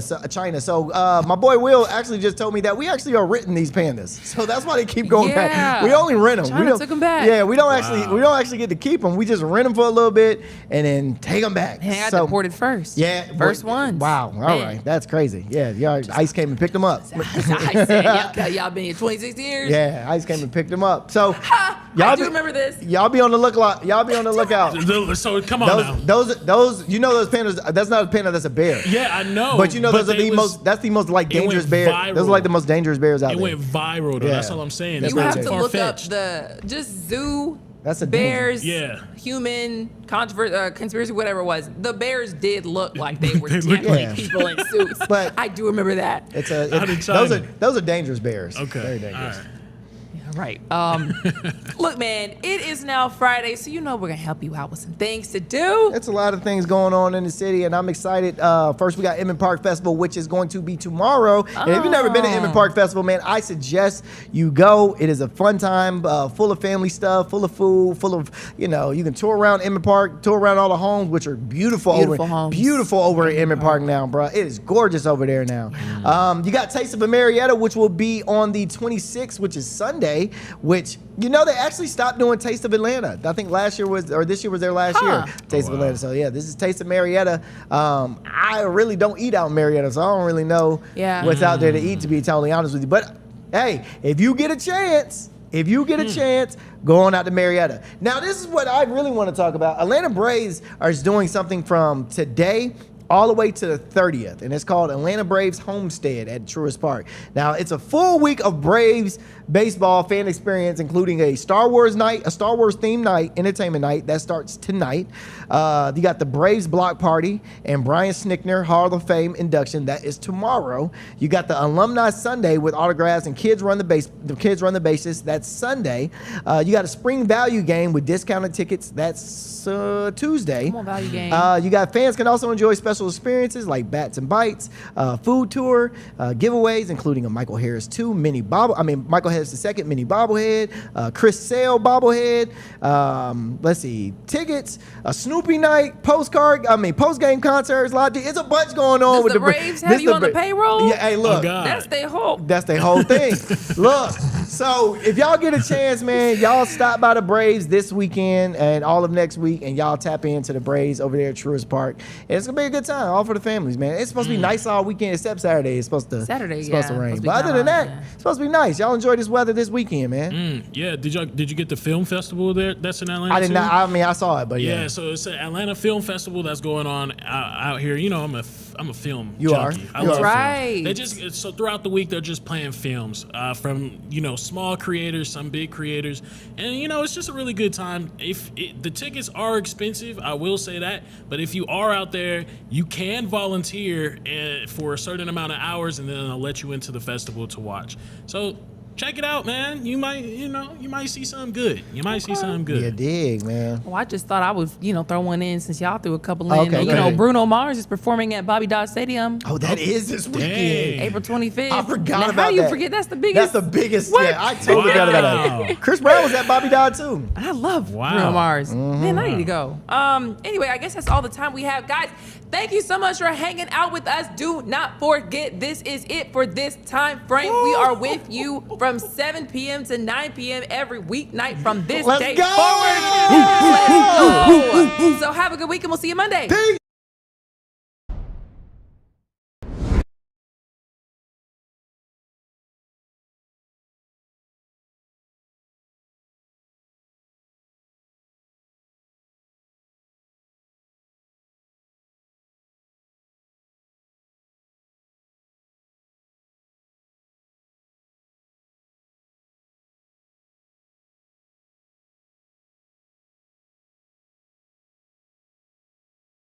A major move today. Hot 97 is expanding. Hot 97 has launched a full streaming television channel. Hot 97 is no longer just a radio station, it's now a streaming network.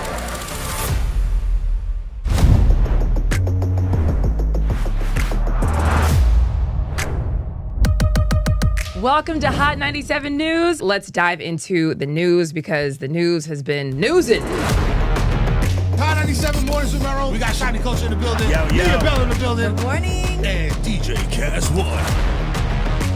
You know what it is. You know how I get down with the Funk Flex energy, baby. Let's get it, Flex. Nobody don't want no smoke. Wow, it got spicy real fast. Here for it all. We're here for it all. Let's go. Mariah Carey takeover. The people made it happen. Yeah. I'm coming around to all the classrooms and we turning up. Good morning, students. My name is Wale. Aren't you supposed to be in class? Wale, where are you supposed to be? Oh, man, you're supposed to be in class, man.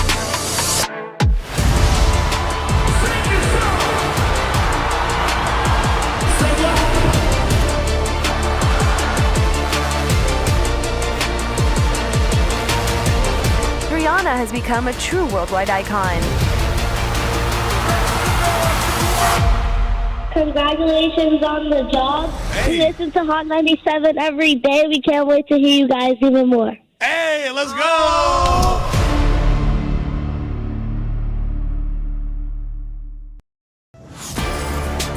Get ready.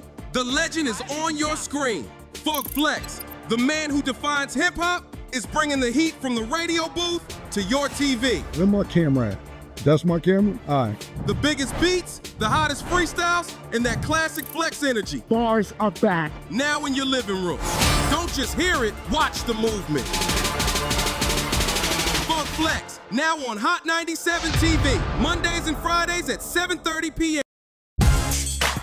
The voice and attitude you love, now on your screen. I love this. Nessa brings her unfiltered energy, real talk, and celebrity interviews from the radio to your TV. It's the same Nessa you know. Bold, funny, and always keeping it real. Catch Nessa, now on TV. Damn, that was deep right now. Tuesdays at 7:30 p.m. and Fridays at 7 p.m. Only on Hot 97 TV.